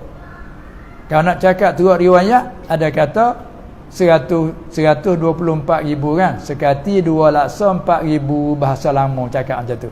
Sekati 2 laksa 4,000 bahasa lama kan. Sekarang kita tak cakap lah tu. Sebut sekati, budak tak faham apa sekati. 2 laksa lagi faham laksa-laksana. Nah itu kerana bahasa tu nak hilang. Kerana kita bilangnya sampai sekat 1,000, 2,000 sampai 10,000. Tak guna selaksa tu. Cuba ya tak duitnya mana? Selaksa. Gapo selaksa? tak faham selaksa kan. Sebab kita guna 10,000, 20,000. Tapi lurah lama selaksa, 2 laksa, 3 laksa kan. Tu dia. Tu je guna. Tapi lah ni tak guna. Kita guna 10,000, 20,000, dia sampai cukup 100,000. Panggil je. Tak panggil sekati. Tak panggil sekati. Panggil 100,000 kan. Tu lurah kita. Baik. Jadi ada riwayat kata 124,000. Tu secara ijma'. Kau nak tupu pada riwayat. Tapi kau yang paling asah banyak bilangan nabi-nabi Allah. Allah lah yang tahu bilangan. Tetapi dalam sebanyak-banyak nabi, wajib kita tahu secara tafsirnya 25. Ini tak boleh tidak sama sekali. Saya tanya Ibrahim hak cerita kena bakar di Namrud tu, nabi ke bukan nabi? Tak ada yang tu. Mesti nabi. Nabi saja ke rasul, kena tahu. Ada pun yang lain pada 25 borong. Ada lagi, ramai lagi. Supaya juga malaikat 10 nama-nama ketua kan, kena tahu jalan tafsir. Lepas tu secara jumlah ramai lagi. Itu maksud segala sifat yang wajib bagi Allah banyak tak terhingga. Sebagaimana warid pada hadis, la uhsi thana'an alai anta kama athlaita ala nafsi. Tak terhingga banyak.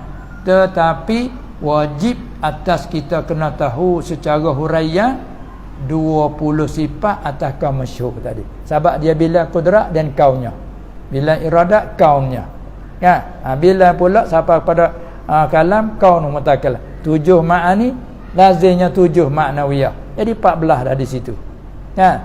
14 dah di situ. Mari capur pula dengan yang lagi jadi 20. Kemudian Abil Hasan Asy'ari kata tak payah bilanglah kaunuhu kanu ya kira lazim dah bagi qudrat. Bila kita i'tikad Allah bersifat dengan sifat qudrat, lazim oleh kaunuhu qadiran. Tak payah kita bilang suku. Dia panggil hak wajib tahu jalan tafsir 13. Tu khilaf sama ahli sunnah. Tak ada khilaf di segi i'tikad. Jika ana kaunuhu qadiran, hak ya bila 13 pun wajib i'tikad keadaan Tuhan yang kuasa. Yang tu panggil maknawiyah. Yang tu pula ittifaq dengan ahli Mu'tazilah. Tu baik mari bila ittifaq semua tu panggil ijma' sekalian muslimin, tak boleh diingkarkan. Muraknya samaratus sifat tadi ialah maknawiyah di sisi Mu'tazilah. Yang tu ijma', tak ada khilaf dengan ahli sunnah. Siapa yang kata tu kufur. Ada khilaf dengan Mu'tazilah di segi sifat ma'ani. Mereka tu nafikan. Ahli sunnah isbatkan. Sebab tu dia panggil tu satu nama pula. Selain pada Mu'tazilah, tambah nama pula tak kala dia menafikan sifat ma'ani, panggil apa? Mu'attilah. Mu'tazilah tadi umum, patut ada golongan menafikan sifat ma'ani. Panggil Mu'attilah pula sekali lagi. Itulah di antara perbezaan sifat maknawiyah dengan samaratus sifat. Ada pun tentang kelebihan-kelebihan tu kita mengaji bab targhib lah tu lah. Hadis targhib ke amalan untuk nak merajinkan. Lepas tu cara bagai amal tu mengikut daripada cara tarik pula sekali lagi. Kan kita ni banyak tarik tarikat, kita masyhur dengan tarikat. Tarik jalanlah tu. Jalan. Tengok kita mari saat ni. Mari jalan saat ni, mari ikut dalam apa kebun kelapa sawit. Banyak jalan kok tu. Kalau kita tak tahu nanti sampai tempat simpang pak, ke mana yang pergi, mana nak pergi. Jadi terhati di atas tahu jalan. Cuba tak tahu jalan. Kan sekarang ni banyak jalan dibuka kok dalam benar pun jalan ada, kok dalam kebun bukit ada jalan. Macam-macam pergi jalan simpang pak, pergi pula simpang tak tahu ke mana nak pergi. Tu Arab panggil tariq. Kadang-kadang kita panggil juga Melayu kampung terik. Panggil tak? Terik. Sini panggil tak? Kalau orang Terengganu panggil terik. Pakai sterik dia kata. Apa sterik? Daripada tariq. Jadi terik. Yang kita jadi pemadu bas. Terik mana katanya? Terik Gua Musang. Kata je lah. Tu Orang petani panggil gitu. Kalau dulu orang bawa bas, dia ada 2 jalan. Nah, jalan satu kat tepi laut, tepi pantai, kat Cenok ni. Jalan asli dulu kok pun kok Natawi kok nu. Jalan ni baru ke? Apabila ada 2 jalan, dia panggil 2 jalan. Ini satu bah, jalan ni trade ni. Trade ni tak pergi trade tu. Hak untuk jalan ni dia panggil trade tu. Trade ada darat kat bukit kat hulu tu. Dia tak mari trade ni. Trade tu apa? Tarik lah tu. Tarik. Begitu juga amalan pun dia banyak trade. Tapi kita panggil apa? Tariqah. Pak kita wakaf dengan ta pula. Tariqat. Jadi lorak kapal pula treka. Ni fahamlah satu-satu tu. Semua tu jalan untuk ke mana? Jalan untuk ke mana? Untuk menuju kepada satu. Yang ni berjaya dengan jalan ni. Yang ni berjaya dengan jalan ni. Maka disusun pandai susun. Tengok amalan jadi amal oleh Rasulullah SAW, dia ambil mari tak. Dia tengok sesuai pula dengan keadaan orang. Yang ni perlu istighfar banyak. Cara dia tak sama kan? Supaya kita jadi doktor lah. Jadi bomo pakal. Kadang ada yang mari diminta ubat bomo, mu tak payah ubat. Bahaya memakai ubat. Apa dia beri apa? Dia beri nasihat, dia beri kata-kata yang menyenangkan hati. Ada yang ni, mu kena makan ubat ni 2 biji. Yang ni 3 biji ubat campur yang 1, 2, 3. Pada periksa pula, mu ni kena buang ada 1, tinggal 2 biji. Mari pula tinggal 1 biji. Ni atas bijak pandai doktor lah dalam cara mengubat. Bukan kata tiap-tiap pesakit juga ubat semacam itu kan. Ni pun sepatutlah ahli tarekat yang macam tu. Kita nak menerima amalan dia tengok. Kamu bawa yang ni je. Istighfar banyak. Pas cara istighfar banyak pula susun kata-kata tu. Paling kurang astagfirullah. Banyak ke yang tu? Apa tu? Lama-lama pergi pula bertang dengan guru. Kamu kena tambah sikit. Astaghfirullah wa atubu ilaih. Masalah tambah sikit. Jangan banyak. Banyak sangat tak boleh mudah kenyang. Mudah kenyang lagi ya.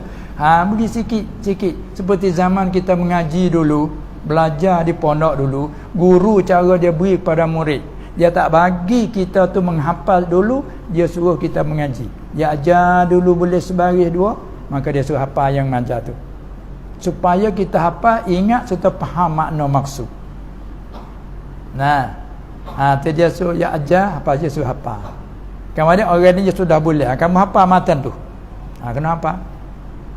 Yang ni hafal matan ni pula. Apa? Ini apa yang kata tarbiyah guru. Demikianlah tarbiyah, didikan murabbi dalam membicarakan amalan untuk nak berjalan menuju kepada hadratillah subhanahu wa ta'ala. Itu panggil tariqah. Beberapa jalan. Yang ni tengok, yang ni munasabah jalan ini. Selepas pada istighfar, kamu kena gunakan selawat.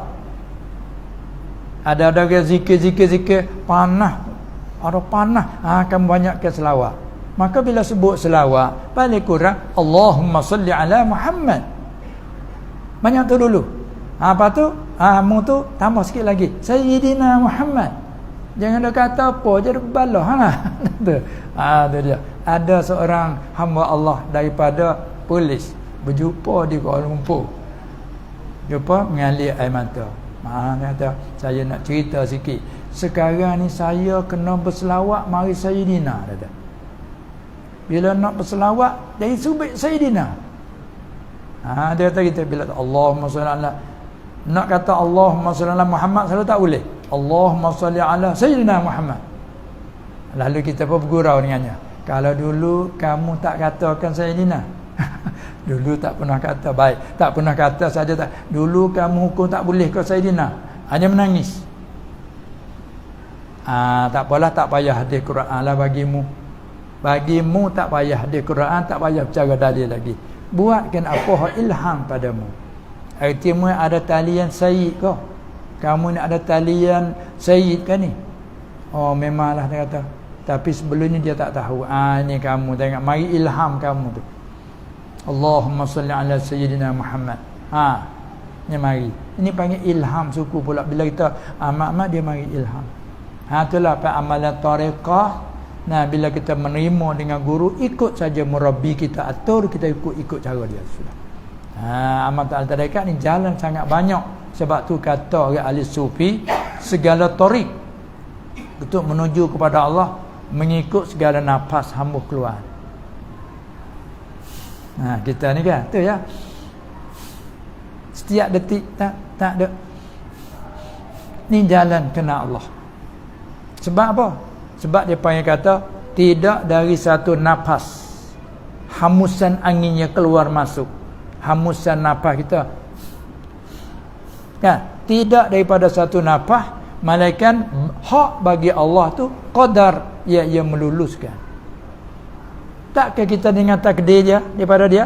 Nafas keluar takdir dari dia. Semua masuk takdir pada arti kita ni pada takdir. Sebab kita setiap nafas jalan kena Allah Ta'ala. Sebab tu bagi orang ahli tariqah, bagi orang ahli haqiqah, setiap nafas dia dapat bajikan sama. Para ayat daripada awal tadi, bila dia hidup dalam dia tu, walaupun zuhir luar duk berbincang sama saudara, duk bercakap, duk berniaga, duk apa itu ni kan, duk akad jual beli, sewa menyewa, lapar duk guna, tapi dalam tu hudurul qalbi masih tetap dalam. Inilah yang penting sekali. Maka bila nak sampai situ, bersih hatinya daripada tipu daya, tidak ada. Kalau jual beli pun tidak ada tipu daya. Dia panggil bai'ul mabrur. Ayyul kasbi atyabu ya Rasulullah, apakah usaha kerja yang paling bersih? Jawab begina, ialah amalur rajuli biyadih, kerja seseorang dengan tangan sendiri. Maksud kerja dengan tangan dengan usaha. Sama ada dengan bentuk berniaga, bercocok tanam, buat kebun, dan juganya sinaah, bertukang. Semua masalah amalur rajuli biyadih. Maka bila kita hidup batin, walaupun kita duk kerja tukang, duk baiki, duk baiki, duk itu ini, tukang rumah, tukang segala tukang, tapi kerja menukang, hati tak lenyap Allah, maka dia tak ada lah sifat tipu daya.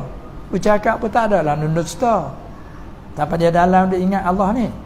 Kalau jual beli pun begitulah, ingat betul. Tak ada payah dalam tu. Sebab itulah. Tapi nak sampai ke situ ghalib, bukan mesti. Ghalibnya melalui zikir lisan. Melalui ni ghalib. Apa maksud ghalib? Terkadang Allah Ta'ala angkat seorang tu dengan tidak ada melalui. Ini luar biasa. Dia panggil apa dalam istilah majzub. Majzub, jazaba bahasa kita macam mana? Pegang, tarik dengan kuat. Sini panggil apa? Apa panggil? Retam. Retam. Masalah mari, tak mau mari. Mari. Dia tarik dengan kuat gitu. Dia panggil jazaba. Dekat pula dengan lorah Melayu petani panggil jazab ni. Apa dia? Senyah. Ada panggil, orang petani panggil. Sini panggil tak senyah? Panggil juga. Nak sebut selalu takut sini tak faham. Senyah tu. Maka orang majzub ni orang kena senyah. Ambil masa tu tak apa. Dah faham dah tu. Orang majzub orang kena senyah, orang kena tarik, kena sentak oleh Allah Ta'ala. Orang kena sentak oleh Allah Ta'ala. Dia tak mau pergi, Allah Ta'ala sentak je. Sampai habis sendi-sendi ni cabut. Sampai kata hati apa tak faham apa. Jadi rupa pun nampak macam orang gila begitu. Dia kena senyah oleh Allah Subhanahu Wa Ta'ala. Cakap dia ni hakikat semacam tu. Cakap semua Allah yang cakap apa aku nampak Allah. Muduk cakap siapa aku duduk cakap dengan Allah. Siap kita kata. Tu orang majzub macam tu. Hak tu kadang-kadang dengan tidak ada melalui zikir proof, tapi jarang berlaku. Maka orang majzub kalau dia tak ada ilmu syariat zuhir, dia tak boleh mengajar orang lain. Sekadar untuk dia. Bahkan dia pun kena ada murabbi untuk mengkawal dia. Sebab dia kena majzub. Supaya orang hilang rusak dah dah. Begitu ibaratnya. Itulah yang apa tadi, tanya kelebihan itu ini tu, waktu kita murajaah kepada guru-guru tarekat. Dan ada juga kita nak dengar kelebihan adalah hadis sebut kelebihan salawat, kelebihan zikir itu dan ini, macam-macam zikir kan. Banyak sangat. Lepas tu masa kita sekarang dah jam 10 tu. Ingat secara tak terasa dah. Kalau tak tengok jam tak tahu lagi tu. Bila tengok jam 10. Kalau kita di petani baru jam 9. Awal lagi lah sini kata. Sini kata awal lagi. Masih awal lagi. Baik. Lepas tu ada nak tanya apa lagi? Boleh.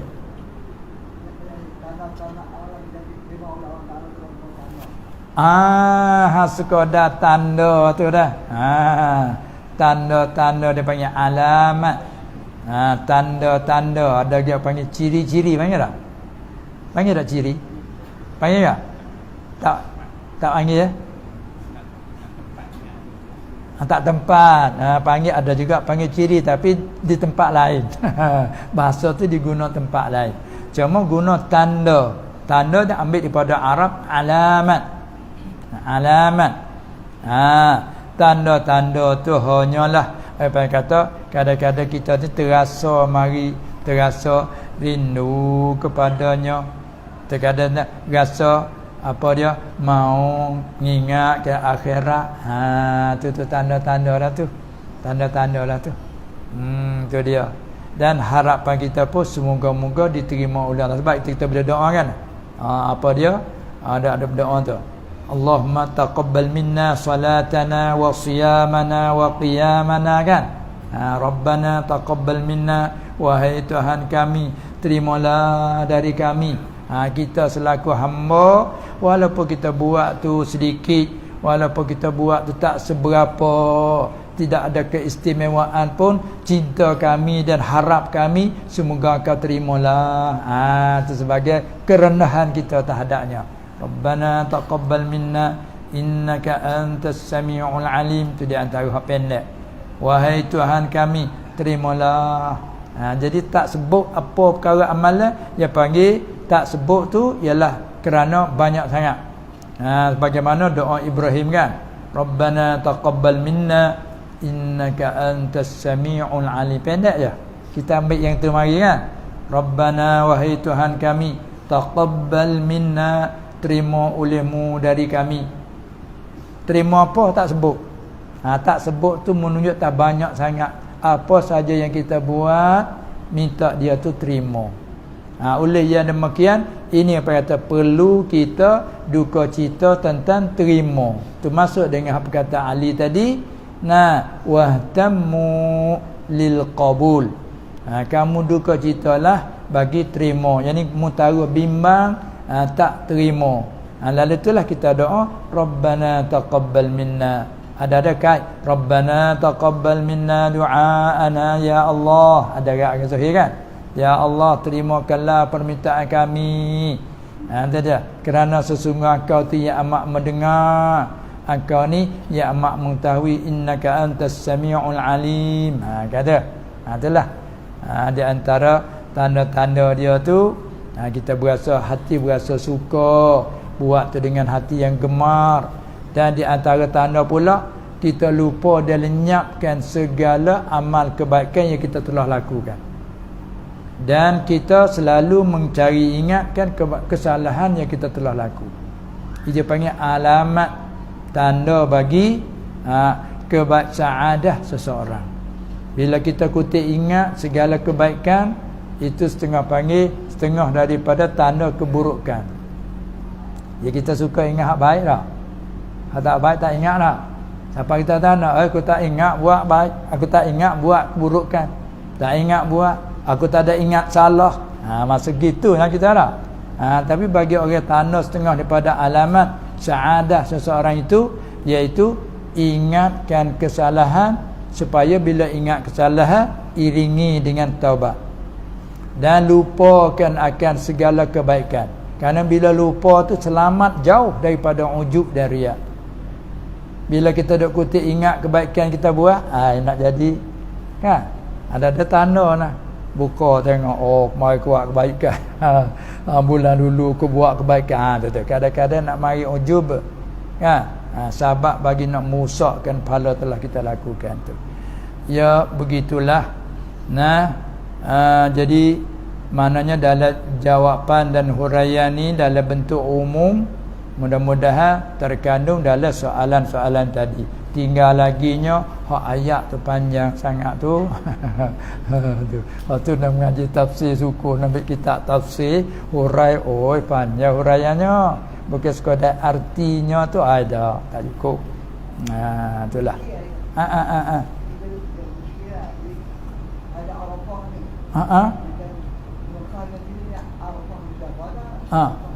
Ada, itu sudah jadi nama.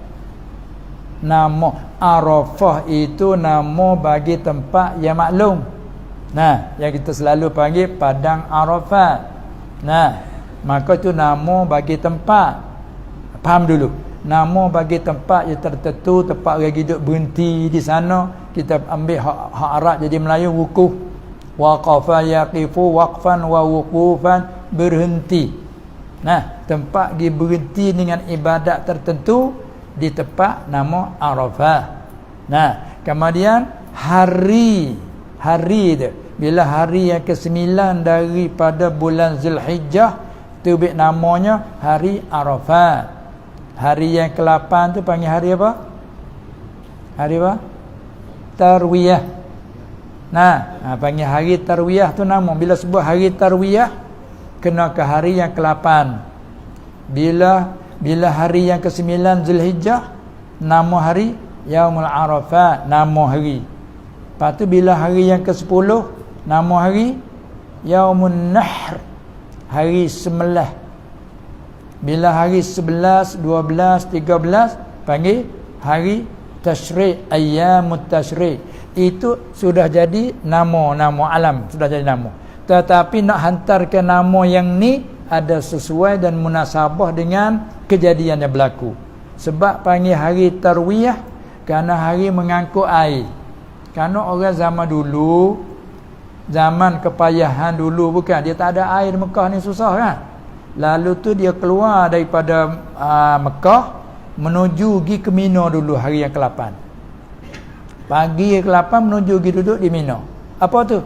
Angkut air bubuh dalam tempayan, dalam apa semua sekali, sipan angkut air bubuh dalam bekas-bekas untuk nak guna dalam masa 3-4 hari akan datang. Dia angkut air sampai duduk di situ hari yang ke-8 sembahyang zuhur di situ. Itu kita angkut air panggil hari Tarwiyah. Manakala hari yang ke-9 pindah daripada bumi apa dia tu Mina menuju ke Pengkel di tepi bumi Arafah. Kalau turut dulu. Selepas pada itu apabila gelincir matahari baru pindah berangkat masuk dalam bumi Arafah. Apa tu? Wukuf. Lalu tu panggil hari Arafah.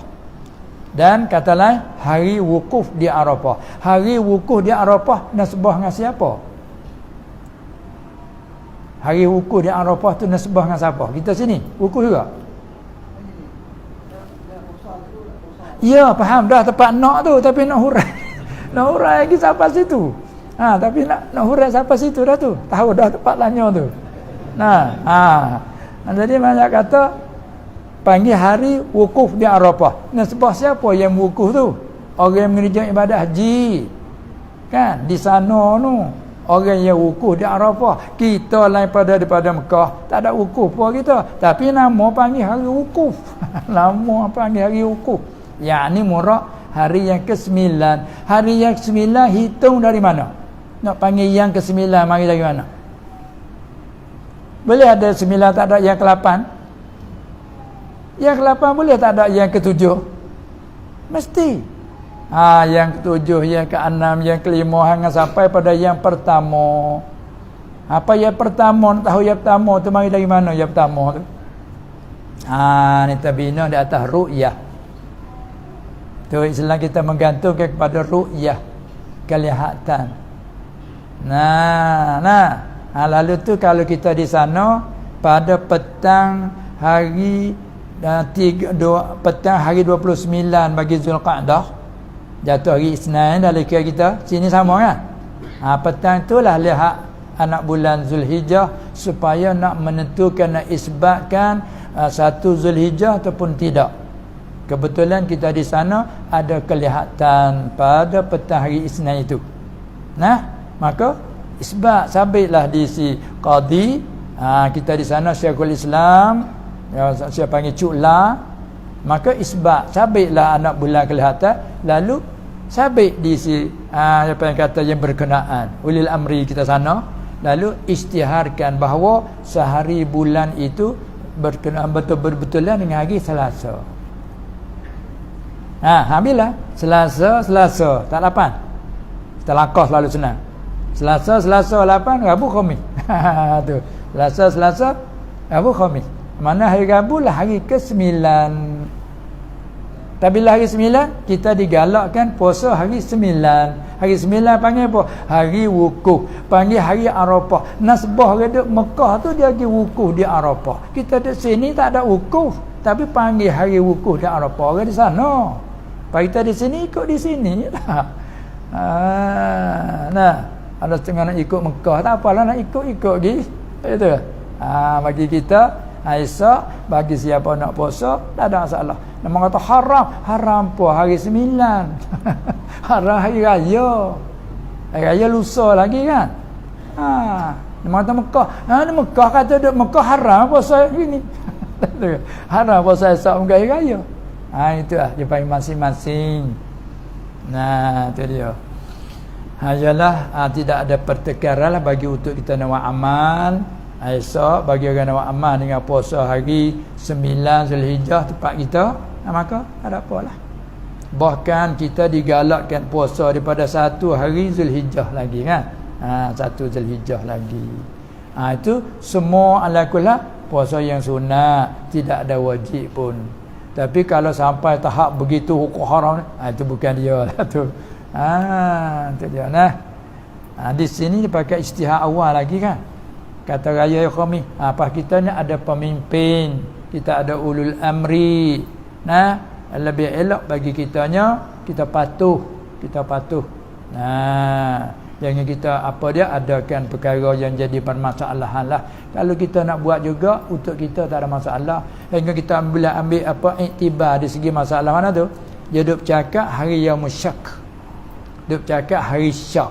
Hari syak tu apa hari syak? Hari 30 Syaban. Dia panggil hari syak. Kerana petang 29 Syaban, petang itulah melihat anak bulan. Sama ada dapat kelihatan hilal Ramadan ataupun tidak. Kerana bina di atas Nabi SAW bersabda, sumu li ru'yatihi. Kamu puasalah ketika lihatnya anak bulan Ramadan. Wa aftiru li ru'yatihi, dan kamu bukalah, yakni kamu berayalah. Buka, kalau puasa pun kena buka ketika lihatnya anak hilal Syawal. Sebaliknya fa in ghumma alaikum, ada beberapa lapar. Maka jika ada ghaim, ada terdinding antara kamu dengan kelihatan anak bulan tu, terdinding oleh ghaim. Ghaim sini panggil apa? Mendung. Sebelah kaki langit ada mendung. Mai pokok hujan. Fa in ghumma alaikum, maka jika didapati mendung di kaki langit pihak maghrib, maka fa akmilu iddata sya'bana, maka kamu sempurnakan 30 Sya'ban. Lalu tu bila petang 29 dia Sya'ban, lihat anak bulan. Takdir ke nampak, sumu li ru'yati, kerana mu nampak. Dan buka sepatutnya puasa sampai 29 Ramadan. Lihat pula anak bulan kan. Kalau nampak, wa aftiru li ru'yati, walaupun hanya 29 je puasa. Nampak sebulan dah tu, kamu bukalah. Kalau sekiranya ada mendung, maka kamu kira hitung cukup 30. Arti 29 Syaban tadi bila kita lihat, tak ada siapa dia lihat. Fardu takdirnya. Maka ternyata kata cukup kan 20 30 mana puasa lagi 1 Ramadan.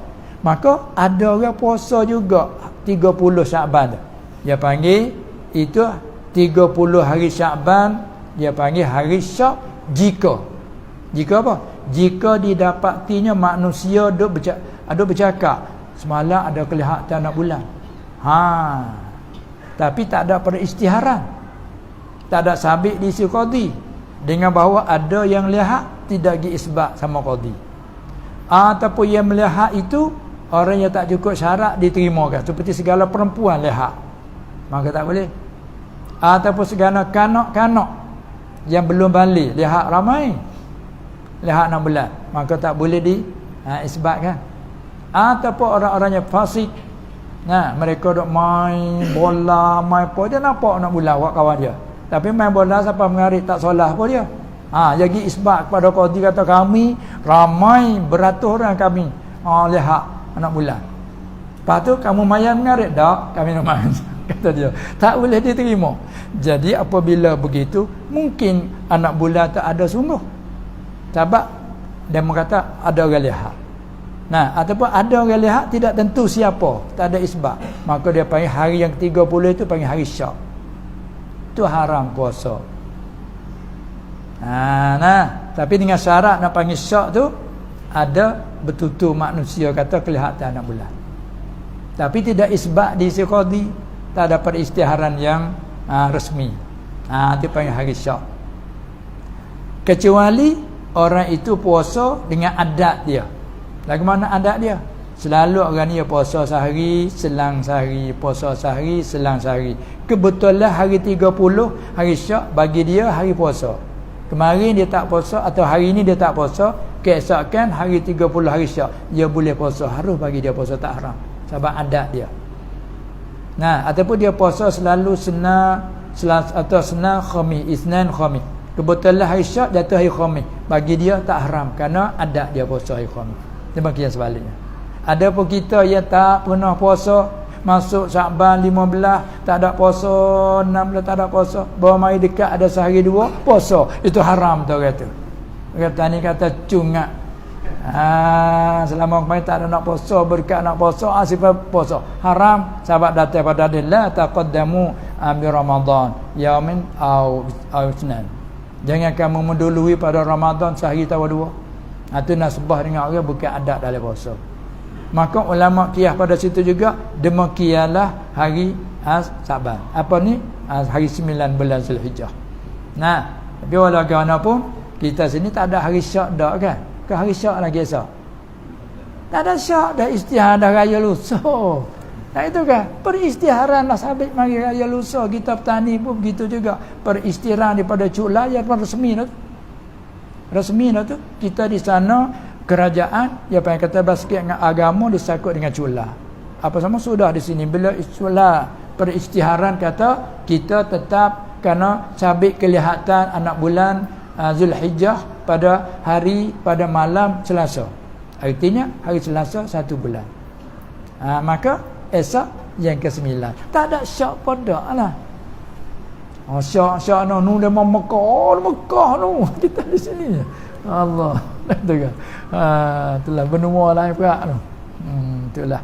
Jadi untuk kita nak amal, senang bagi kita nak amal, tanya orang untuk nak amal, selesai bagi kita. Tapi kalau orang nak buat perkelahian tak cukup tu. Itulah di antaranya. Itulah dinasihatkan, senang untuk kita beramal.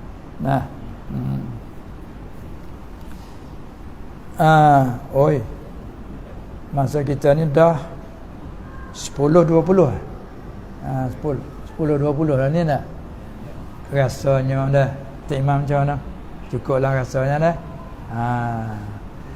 Lepas tu dinasihatkan beginilah keadaan kita. Jadi alhamdulillah kita duduk di keliling Kelada dengan Pondok Syekh tak jauh dah ni dah. Dekat dah. Ya alhamdulillah kita di kampung Syekh ni.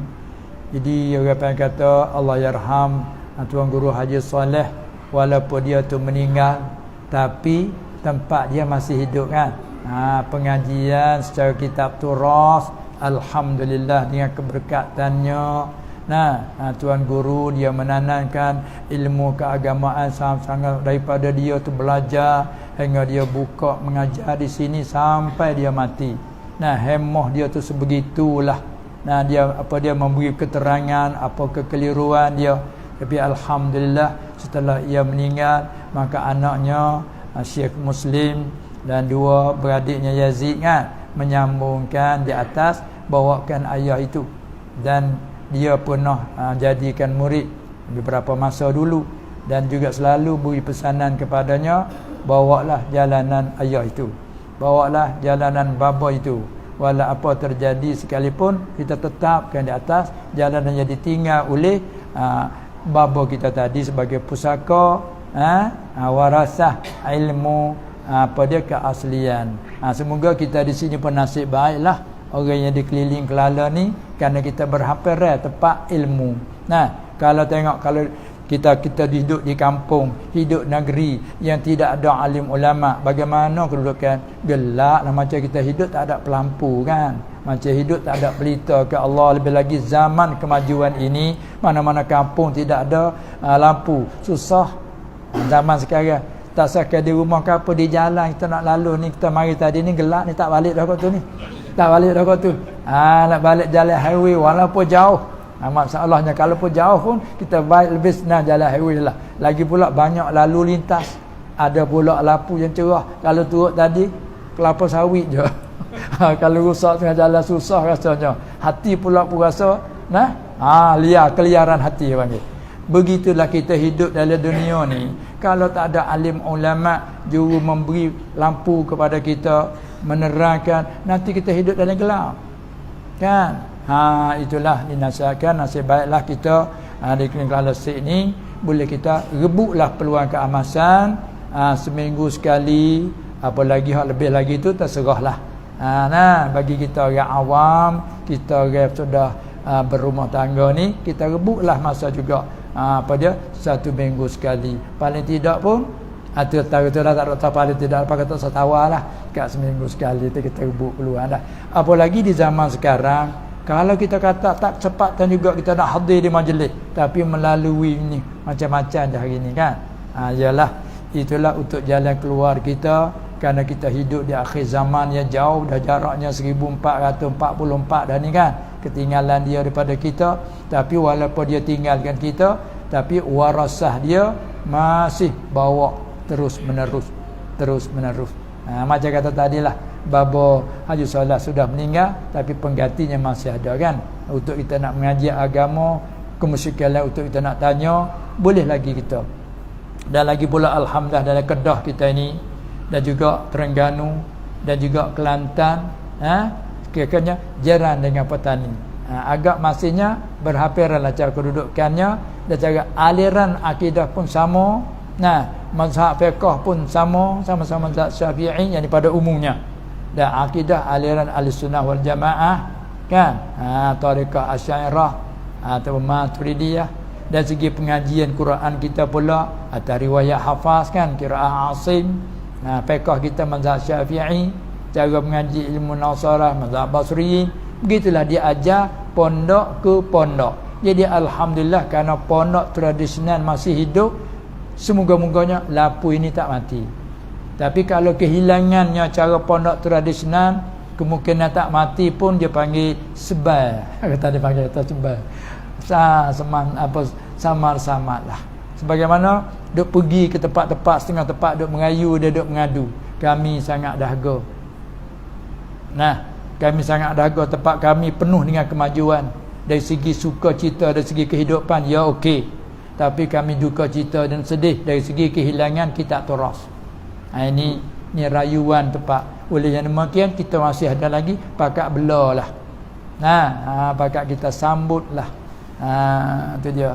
Maka cukuplah dulu sekadar ini. Sekian saja.